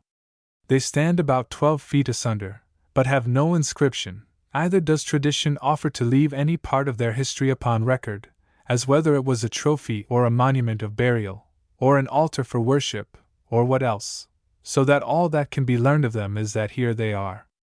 The parish where they stand is called Boscawen, from whence the ancient and honourable family of Boscawen derive their names. Near Penzance, but open to the sea, is that gulf they call Mount's Bay, named so from a high hill standing in the water, which they call St. Michael's Mount. The seamen call it only the Cornish Mount. It has been fortified, though the situation of it makes it so difficult of access that, like the base in Scotland, there needs no fortification. Like the base, too, it was once made a prison for prisoners of state, but now it is wholly neglected. There is a very good road here for shipping, which makes the town of Penzance be a place of good resort. A little up in the county towards the northwest is Godalchin, which, though a hill, rather than a town, gives name to the noble and ancient family of Godolphin, and nearer on the northern coast is Royalton, which since the late Sidney Godolphin, Esq., a younger brother of the family, was created Earl of Godolphin, gave title of Lord to his eldest son, who was called Lord Royalton during the life of his father. This place also is infinitely rich in tin mines. I am now at my journey's end. As to the islands of Scilly, which lie beyond the Land's End, I shall say something of them presently.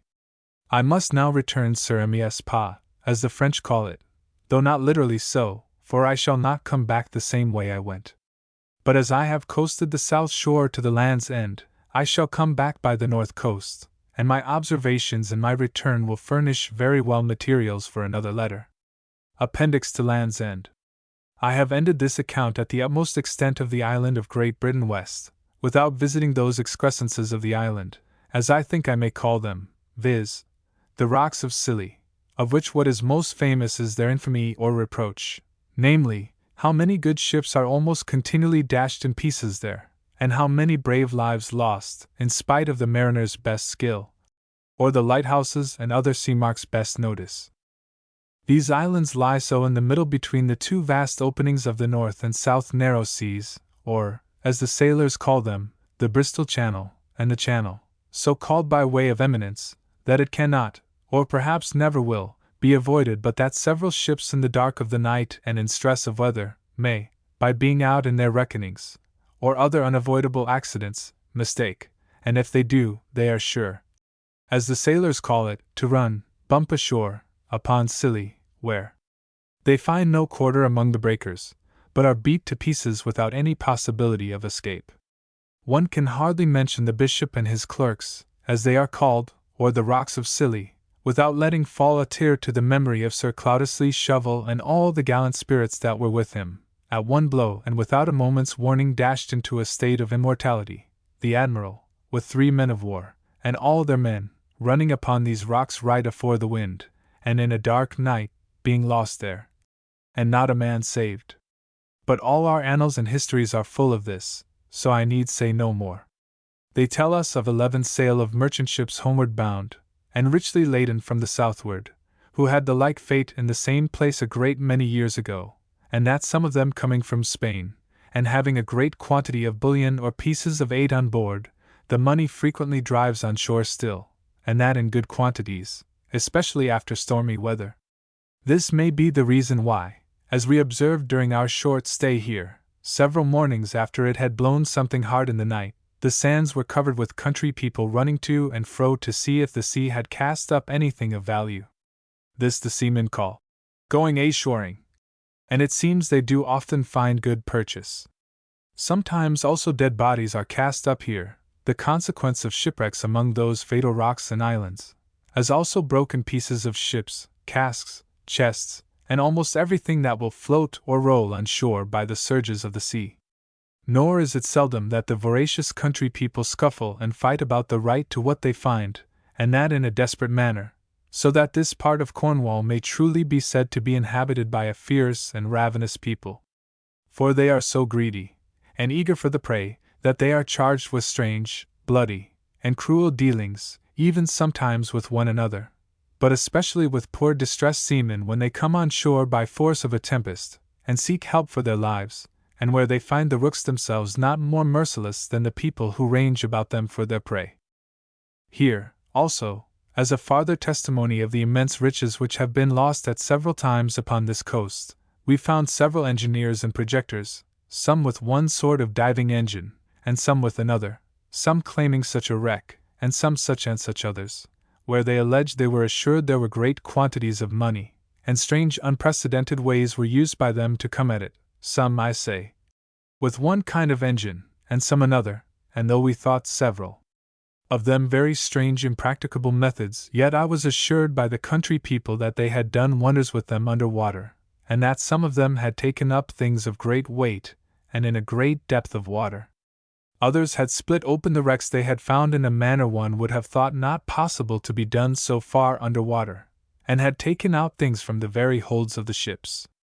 But we could not learn that they had come at any pieces of 8, which was the thing they seemed most to aim at and depend upon. At least, they had not found any great quantity, as they said they expected. However, we left them as busy as we found them, and far from being discouraged, and if half the golden mountains, or silver mountains either, which they promised themselves should appear, they will be very well paid for their labor.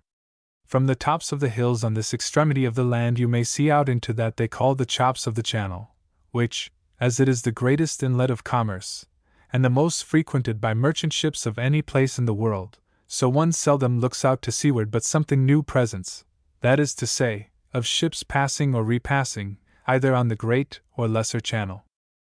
Upon a former accidental journey into this part of the country, during the war with France, it was with a mixture of pleasure and horror that we saw from the hills at the Lizard, which is the southernmost point of this land, an obstinate fight between 3 French men of war and 2 English, with a privateer and 3 merchant ships in their company. The English had the misfortune, not only to be fewer ships of war in number, but of less force, so that while the 2 biggest French ships engaged the English, the third in the meantime took the 2 merchant ships and went off with them.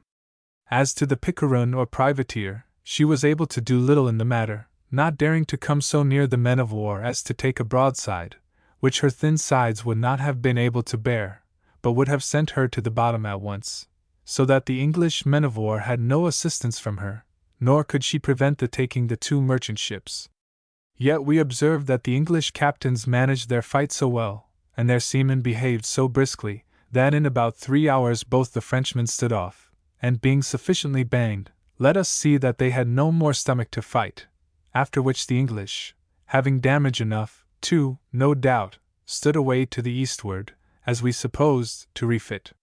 This point of the Lizard, which runs out to the southward, and the other promontory mentioned above, make the 2 angles, or horns as they are called, from whence it is supposed this county received its first name of Cornwall, or, as Mr. Camden says, Cornubia in the Latin, and in the British, Cernal, as running out in 2 vastly extended horns. And indeed it seems as if nature had formed this situation for the direction of mariners, as foreknowing of what importance it should be, and how in future ages these seas should be thus thronged with merchant ships, the protection of whose wealth, and the safety of the people navigating them, was so much her early care that she stretched out the land so very many ways,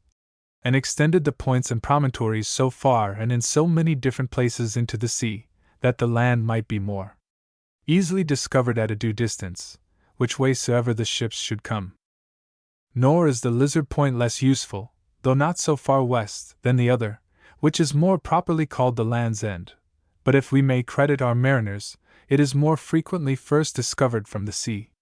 For as our mariners, knowing by the soundings when they are in the mouth of the channel, do then most naturally stand to the southward, to avoid mistaking the channel, and to shun the Severn Sea or Bristol Channel, but still more to avoid running upon Scilly and the rocks about it, as is observed before, I say, as they carefully keep to the southward till they think they are fair with the channel, and then stand to the northward again, or northeast, to make the land. This is the reason why the Lizard is, generally speaking, the first land they make, and not the Land's End. Then having made the Lizard, they either, first, run in for Falmouth, which is the next port, if they are taken short with easterly winds, or are in want of provisions and refreshment, or have anything out of order, so that they care not to keep the sea, or, secondly, stand away for the Ram Head and Plymouth Sound, or, thirdly, keep an offing to run up the channel. So that the Lizard is the general guide, and of more use in these cases than the other point, and is therefore the land which the ships choose to make first, for then also they are sure that they are past Scilly and all the dangers of that part of the island.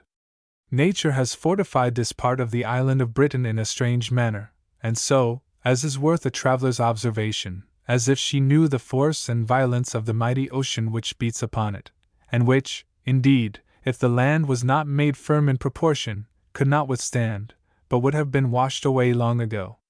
First, there are the islands of Scilly and the rocks about them. These are placed like outworks to resist the first assaults of this enemy, and so break the force of it, as the piles, or starlings, as they are called, are placed before the solid stonework of London Bridge to fence off the force either of the water or ice, or anything else that might be dangerous to the work. Then there are a vast number of sunk rocks, so the seamen call them, besides such as are visible and above water, which gradually lessen the quantity of water that would otherwise lie with an infinite weight and force upon the land. It is observed that these rocks lie under water for a great way off into the sea on every side the said two horns or points of land, so breaking the force of the water, and, as above, lessening the weight of it. But besides this, the whole terra firma, or body of the land which makes this part of the Isle of Britain, seems to be one solid rock, as if it was formed by nature to resist the otherwise irresistible power of the ocean. And indeed, if one was to observe with what fury the sea comes on sometimes against the shore here, especially at the Lizard Point, where there are but few, if any, outworks, as I call them, to resist it, how high the waves come rolling forward, storming on the neck of one another, particularly when the wind blows off sea, one would wonder that even the strongest rocks themselves should be able to resist and repel them. But, as I said, the country seems to be, as it were, one great body of stone, and prepared so on purpose. And yet, as if all this was not enough, nature has provided another strong fence, and that is, that these vast rocks are, as it were, cemented together by the solid and weighty ore of tin and copper, especially the last, which is plentifully found upon the very outmost edge of the land, and with which the stones may be said to be soldered together, lest the force of the sea should separate and disjoint them, and so break in upon these fortifications of the island to destroy its chief security. This is certain, that there is a more than ordinary quantity of tin, copper, and lead also placed by the great Director of Nature in these very remote angles, and, as I have said above, the ore is found upon the very surface of the rocks a good way into the sea, and that it does not only lie, as it were, upon or between the stones among the earth, which in that case might be washed from it by the sea, but that it is even blended or mixed in with the stones themselves, that the stones must be split into pieces to come at it. By this mixture the rocks are made infinitely weighty and solid, and thereby still the more qualified to repel the force of the sea. Upon this remote part of the island we saw great numbers of that famous kind of crows which is known by the name of the Cornish cough or chough, so the country people call them. They are the same kind which are found in Switzerland among the Alps, and which Pliny pretended were peculiar to those mountains, and calls the Pyrrhocorax. The body is black, the legs, feet, and bill of a deep yellow, almost to a red. I could not find that it was affected for any good quality it had, nor is the flesh good to eat, for it feeds much on fish and carrion. It is counted little better than a kite, for it is of ravenous quality, and is very mischievous. It will steal and carry away anything it finds about the house that is not too heavy, though not fit for its food, as knives, forks, spoons, and linen cloths, or whatever it can fly away with. Sometimes they say it has stolen bits of firebrands, or lighted candles, and lodged them in the stacks of corn and the thatch of barns and houses, and set them on fire, but this I only had by oral tradition. I might take up many sheets in describing the valuable curiosities of this little Chersonese or neck land, called the Land's End, in which there lies an immense treasure and many things worth notice, I mean, besides those to be found upon the surface, but I am too near the end of this letter. If I have opportunity I shall take notice of some part of what I omit here in my return by the northern shore of the county. 2 letters from the Journey through England by a Gentleman. Published in 1722, but not by Defoe. Bath in 1722. Bath. Sir. The Bath lies very low, is but a small city, but very compact, and one can hardly imagine it could accommodate near the company that frequents it at least 3 parts of the year.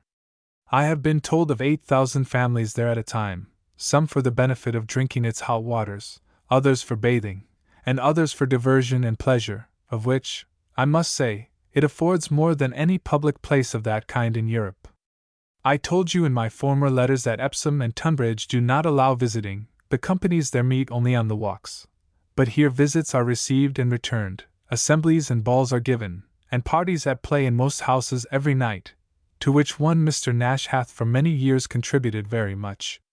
This gentleman is by custom a sort of master of ceremonies of the place. He is not of any birth nor estate, but by a good address and assurance ingratiates himself into the good graces of the ladies and the best company in the place, and is director of all their parties of pleasure. He wears good clothes, is always affluent of money, plays very much, and whatever he may get in private, yet in public he always seems to lose. The town have been for many years so sensible of the service he does them that they ring the bells generally at his arrival in town, and it is thought, pay him a yearly contribution for his support.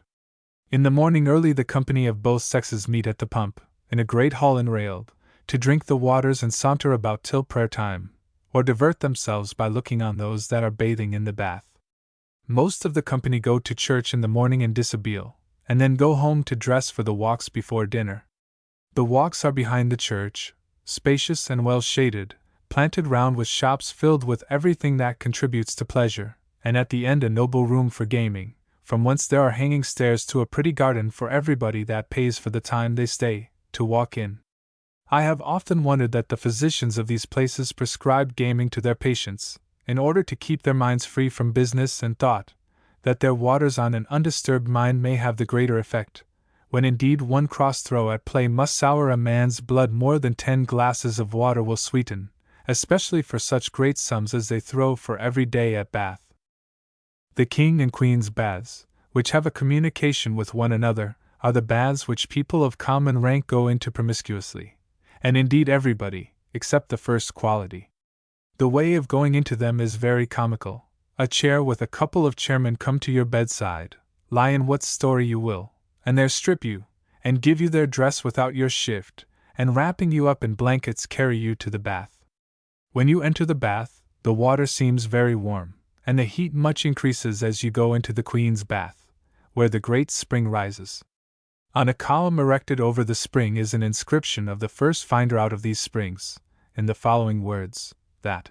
Gladad, the son of Lud, found them 300 years before Christ. The smoke and slime of the waters, the promiscuous multitude of the people in the bath, with nothing but their heads and hands above water, with the height of the walls that environ the bath, gave me a lively idea of several pictures I had seen, of angelos in Italy of purgatory, with heads and hands uplifted in the midst of smoke, just as they are here. After bathing, you are carried home in your chair, in the same manner you came. The cross bath, which is used by the people of the first quality, was beautified and enclosed for the convenience of the late King James's Queen, who after the priests and physicians had been at work to procure a male successor to the throne of Great Britain, the sacrament exposed in all the Roman Catholic countries, and for that end a sanctified smock sent from the Virgin Mary at Loretto. The Queen was ordered to go to Bath and prepare herself, and the King to make a progress through the western counties and join her there. On his arrival at Bath, the next day after his conjunction with the Queen, the Earl of Melfort, then Secretary of State for Scotland, erected a fine prophetic monument in the middle of the bath, as an everlasting monument of that conjunction. I call it prophetic, because 9 months after a Prince of Wales was born. This monument is still entire and handsome, only some of the inscriptions on the pillar were erased in King William's time. The angels attending the Holy Ghost as he descends, the Eucharist, the pillar, and all the ornaments are of fine marble, and must have cost that earl a great deal of money.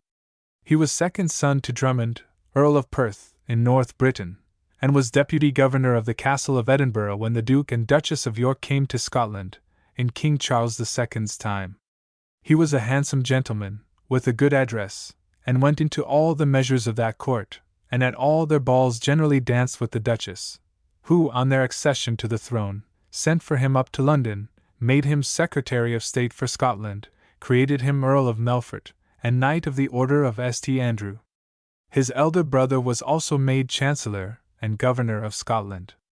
And on King James's abdication, as the 2 brothers followed the king's fortunes, the Earl of Perth was made governor to the young prince, and Melfort was created a duke, had the Garter, and was a great man in France to his dying day. There is another bath for lepers. The cathedral church is small but well lighted. There are abundance of little monuments in it of people who come there for their health, but meet with their death.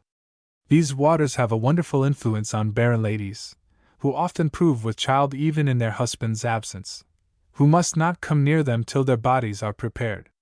Everything looks gay and serene here. It is plentiful and cheap. Only the taverns do not much improve, for it is a place of universal sobriety. To be drunk at Bath is as scandalous as mad. Common women are not to be met with here so much as at Tunbridge and Epsom. Whether it is the distance from London, or that the gentlemen fly at the highest game, I cannot tell. Besides, everything that passes here is known on the walks, and the characters of persons. In 3 hours one arrives from Bath at Bristol, a large, opulent, and fine city, but notwithstanding its nearness, by the different manners of the people seems to be another country. Instead of that politeness and gaiety which you see at Bath, here is nothing but hurry, carts driving along with merchandises, and people running about with cloudy looks and busy faces. When I came to the Exchange I was surprised to see it planted round with stone pillars, with broad boss plates on them like sundials, and coats of arms with inscriptions on every plate. They told me that these pillars were erected by eminent merchants for the benefit of writing and dispatching their affairs on them, as on tables, and at change time the merchants take each their stands by their pillars, that masters of ships and owners may know where to find them. Coffee houses and taverns lie round the Change, just as at London, and the Bristol milk, which is Spanish sherry, nowhere so good as here, is plentifully drunk. The city of Bristol is situated much like Verona, in Italy. A river runs through almost the middle of it, on which there is a fine stone bridge. The quay may be made the finest, largest, and longest in the world by pulling down an old house or two.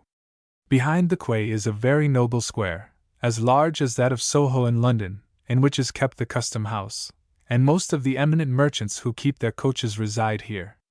The cathedral is on the other side of the river, on the top of the hill, and is the meanest I have seen in England. But the square or green adjoining to it has several fine houses, and makes by its situation, in my opinion, much the pleasantest part of the town. There are some churches in the city finer than the cathedral, and your merchants have their little country seats in the adjacent eminences, of which that of Mr. Southwell hath a very commanding prospect, both of the city, the river Severn, and the shipping that lies below. There are hot springs near Bristol that are also very much frequented, and are reckoned to be better than the Bath for some distempers. A traveller when he comes to the Bath must never fail of seeing Badminton, belonging to the Dukes of Beaufort, nor Longleat, belonging to my Lord Weymouth. They are both within a few miles of the Bath. King William, when he took Badminton in his way from Ireland, told the Duke that he was not surprised at his not coming to court, having so sumptuous a palace to keep a court of his own in. And indeed the apartments are inferior to few royal palaces. The parks are large, and enclosed with a stone wall, and that Duke, whom I described to you in my letter from Windsor, lived up to the grandeur of a sovereign prince. His grandson, who was also Knight of the Garter, made a great figure in the reign of Queen Anne. The family, which is a natural branch of the House of Lancaster, have always distinguished themselves of the Tory side. The present Duke is under age. Longleat, though an old seat, is very beautiful and large, and the gardens and avenue, being full-grown, are very beautiful and well kept. It cost the late Lord Weymouth a good revenue in hospitality to such strangers as came from Bath to see it. The biggest and most regular house in England was built near Bristol by the late Lord Stawell, but it being judged by his heirs to be too big for the estate, they are pulling it down and selling the materials. As the weather grows good, I shall proceed through South Wales to Chester, from whence you shall soon hear from me, who am without reserve, sir, your most humble, N.C. From Chester to Holyhead. Chester. Sir. I crossed the Severn at the ferry of Ash, about 10 miles above Bristol, and got to Monmouth to dinner through a rugged, indifferent country. It is a pitiful old town, and hath nothing remarkable in it, and from thence through a fat fertile country I got to the city of Hereford at night. Hereford is the dirtiest old city I have seen in England, yet pretty large. The streets are irregular, and the houses old, and its cathedral a reverend old pile, but not beautiful. The niches of the walls of the church are adorned with the figures of its bishops as big as the life, in a cumbent posture, with the year of their interments newly painted over. Some of them are in the 1200th year of Christ. Here they drink nothing but cider, which is very cheap and very good, and the very hedges in the country are planted with apple trees. About 3 miles from Hereford in my road to Ludlow I saw a fine old seat called Hampton Court, belonging to my Lord Coningsby. The plantations on rising grounds round it give an august splendor to the house, which consists of an oval court with suitable offices, not unlike an house belonging to the Duke of Somerset near London, and from thence in a few hours I arrived at Ludlow, the capital of South Wales, and where the Princes of Wales formerly, and since then the Presidents of Wales, kept their courts. Ludlow is one of the neatest, clean, pretty towns in England. The street by which you enter the town is spacious, with handsome houses sash-windowed on each side, which leads you by an ascent to the castle on the left of the top of the hill, and the church on the right, from whence there runs also another handsome street. The castle hath a very commanding prospect of the adjacent country. The offices in the outer court are falling down, and a great part of the court is turned into a bowling green. But the royal apartments in the castle, with some old velvet furniture and a sort of state, are still left. There is also a neat little chapel, but the vanity of the Welsh gentry when they were made councillors has spoiled it by adorning it with their names and arms, of which it is full. A small expense would still make this castle a habitable and beautiful place, lying high, and overlooking a fine country. There is also a fine prospect from the churchyard, and the church is very neat. I saw abundance of pretty ladies here, and well dressed, who came from the adjacent counties, for the convenience and cheapness of boarding. Provisions of all sorts are extremely plentiful and cheap here, and very good company. I stayed some days here, to make an excursion into South Wales and know a little of the manners of the country, as I designed to do at Chester for North Wales. The gentry are very numerous, exceedingly civil to strangers, if you don't come to purchase and make your abode amongst them. They live much like Gascons, affecting their own language, valuing themselves much on the antiquity of their families, and are proud of making entertainments. The Duke of Powys, of the name of Herbert, hath a noble seat near this town, but I was not at it. The family followed King James's fortunes to France, and I suppose the seat lies neglected. From Ludlow in a short day's riding through a champaign country I arrived at the town of Shrewsbury. Shrewsbury stands upon an eminence, encircled by the Severn like a horseshoe. The streets are large, and the houses well built. My Lord Newport, son to the Earl of Bradford, hath a handsome palace, with hanging gardens down to the river, as also Mr. Kynaston, and some other gentlemen. There is a good town house, and the most coffee houses round it that ever I saw in any town. But when you come into them, they are but ale houses, only they think that the name of coffee house gives a better air. King Charles would have made them a city, but they chose rather to remain a corporation, as they are, for which they were called the proud Salopians. There is a great deal of good company in this town, for the convenience of cheapness, and there are assemblies and balls for the young ladies once a week. The Earl of Bradford and several others have handsome seats near it. From hence I came to Wrexham, in Wales, a beautiful market town. The church is the beautifulest country church in England, and surpasses some cathedrals. I counted 52 statues as big as the life in the steeple or tower, which is built after the manner of your Dutch steeples, and as high as any there. I was there on a market day, and was particularly pleased to see the Welsh ladies come to market in their laced hats, their own hair hanging round their shoulders, and blue and scarlet cloaks like our Amazons, some of them with a greyhound in a string in their hands. Whitchurch, near it, hath a fine church, built by the Earl of Bridgewater, and so to Chester, an ancient and large city, with a commanding castle. The city consists of 4 large streets, which make an exact cross, with the town house and exchange in the middle. But you don't walk the streets here, but in galleries up one pair of stairs, which keeps you from the rain in winter, and sun in summer, and the houses and shops, with gardens, go all off these galleries, which they call rows. The city is walled round, and the walls so firmly paved that it gives you an agreeable prospect of the country and river, as you walk upon it. The churches are very neat, and the cathedral an august old pile. There is an ancient monument of an emperor of Germany, with assemblies every week. While I continued at Chester, I made an excursion into North Wales, and went into Denbigh, the capital of that country, where are the remains of a very great and old castle, as is also at Flint, the capital of Flintshire. These castles were the frontier garrisons of Wales before it came under the subjection of England. The country is mountainous, and full of iron and lead works, and here they begin to differ from the English both in language and dress. From Flint, along the seaside, in 3 hours I arrived at the famous cold bath called St. Winifred's Well, and the town from thence called Holywell is a pretty large well-built village, in the middle of a grove, in a bottom between 2 hills. The well is in the foot of one of the hills, and spouts out about the bigness of a barrel at once, with such force that it turns 3 or 4 mills before it falls into the sea. The well where you bathe is floored with stones surrounded with pillars, on which stands a neat little chapel dedicated to St. Winifred, but now turned into a Protestant school. However, to supply the loss of this chapel, the Roman Catholics have chapels erected almost in every inn for the devotion of the pilgrims that flock hither from all the popish parts of England. The water, you may imagine, is very cold, coming from the bowels of an iron mountain, and never having met with the influence of the sun till it runs from the well. The legend of St. Winifred is too long and ridiculous for a letter. I leave you to Dr. Fleetwood, when Bishop of St. Asaph, for its description.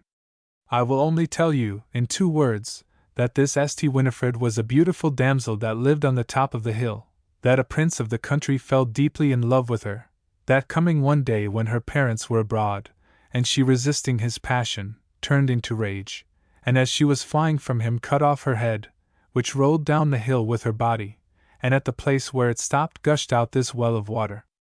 But there was also a good hermit that lived at the bottom of the hill, who immediately claps her head to her body, and by the force of the water and his prayers she recovered, and lived to perform many miracles for many years after. They give you her printed litanies at the well. And I observe the Roman Catholics in their prayers, not with eyes lifted up to heaven, but intent upon the water, as if it were the real blood of St. Winifred that was to wash them clean from all their sins. In every inn you meet with a priest, habited like country gentlemen, and very good companions. At the Cross Keys, where I lodged, there was one that had been marked out to me, to whom I was particularly civil at supper, but finding by my conversation I was none of them, he drank and swore like a dragoon, on purpose, as I imagine, to disguise himself. From Holywell in 2 hours I came to a handsome seat of Sir John Conway's at Redland, and next day to Conway. I do not know any place in Europe that would make a finer landscape in a picture than Conway at a mile's distance. It lies on the side of a hill, on the banks of an arm of the sea about the breadth of the Thames at London, and within 2 little miles of the sea, over which we ferry to go to the town.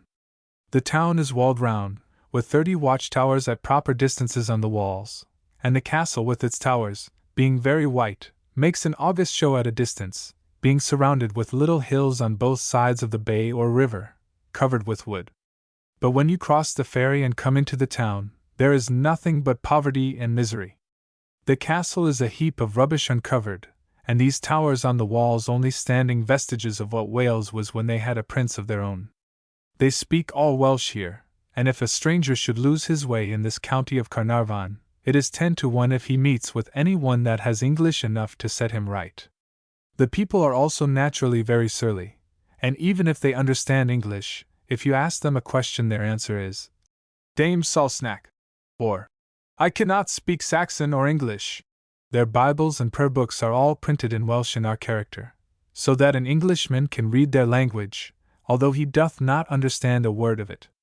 It hath a great resemblance of the Bas-Bretons, but they retain the letter and character as well as language, as the Scots and Highlanders do. They retain several popish customs in North Wales, for on Sunday, after morning service, the whole parish go to football till the afternoon service begins, and then they go to the alehouse and play at all manner of games, which alehouse is often kept by the parson, for their livings are very small. They have also offerings at funerals, which is one of the greatest perquisites the parson hath. When the body is deposited in the church during the service for the dead, every person invited to the burial lays a piece of money upon the altar to defray the dead person's charges to the other world, which, after the ceremony is over, the parson puts in his pocket. From Conway, through the mountainous country of Carnarvon, I passed the famous mountain of Penmynmar, so dreadfully related by passengers traveling to Ireland. It is a road cut out of the side of the rock 7 feet wide. The sea lies perpendicularly down, about 40 fathoms on one side, and the mountain is about the same height above it on the other side. It looks dismal, but not at all dangerous, for there is now a wall breast high along the precipice. However, there is an ale-house at the bottom of the hill on the other side, with this inscription: "Now your fright is over, take a dram." From hence I proceeded to a little town called Bangor, where there is a cathedral such as may be expected in Wales, and from thence to Carnarvon, the capital of the county. Here are the vestiges of a large old castle, where one of the Henrys, King of England, was born, as was another at Monmouth, in South Wales.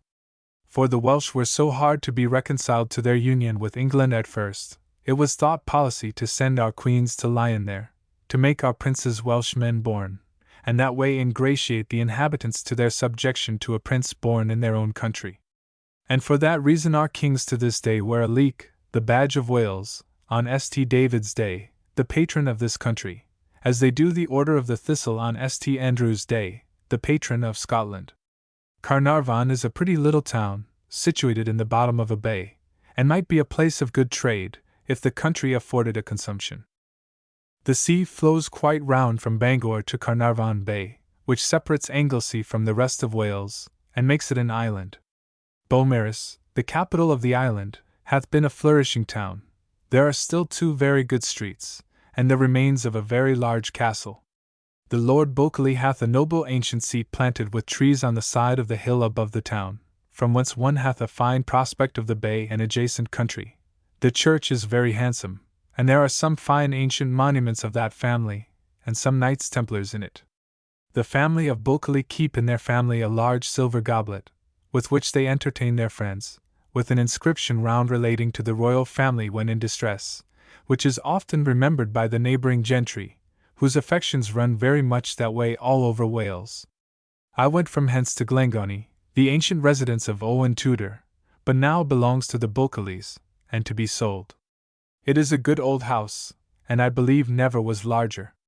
There is a vulgar error in this country that Owen Tudor was married to a Queen of England, and that the House of York took that surname from him, whereas the Queen of England that was married to him was a daughter of the King of France and Dowager of England, and had no relation to the crown. He had indeed 2 daughters by her, that were married into English noble families, to one of which Henry VII was related. But Owen Tudor was either of the blood of the princes of Wales himself, nor gave descent to that of the English. He was a private gentleman, of about £3,000 a year, who came to seek his fortune at the English court, and the Queen fell in love with him.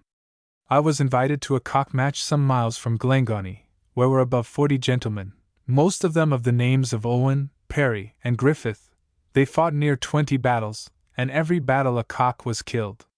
Their cocks are doubtless the finest in the world, and the gentlemen, after they were a little heated with liquor, were as warm as their cocks. A great deal of bustle and noise grew by degrees after dinner was over, but their scolding was all in Welsh, and civilities in English. We had a very great dinner, and the house, called the College, where we dined was built very comically. It is 4 stories high, built on the side of a hill, and the stable is in the garret. There is a broad stone staircase on the outside of the house, by which you enter into the several apartments. The kitchen is at the bottom of the hill, a bedchamber above that. The parlour, where we dined, is the 3rd story, and on the top of the hill is the stable. From hence I stepped over to Holyhead, where the packet boats arrive from Ireland. It is a straggling, confused heap of thatched houses built on rocks, yet within doors there are in several of them very good accommodation for passengers, both in lodging and diet. The packet boats from Dublin arrive thrice a week, and are larger than those to Holland and France, fitted with all conveniences for passengers, and indeed St. George's Channel requires large ships in winter, the wind being generally very boisterous in these narrow seas. On my return to Chester I passed over the mountain called Penmyn-Ross, where I saw plainly a part of Ireland, Scotland, England, and the Isle of Man all at once. Printed by Castle and Company, Limited, La Belle Savage, London, E.C.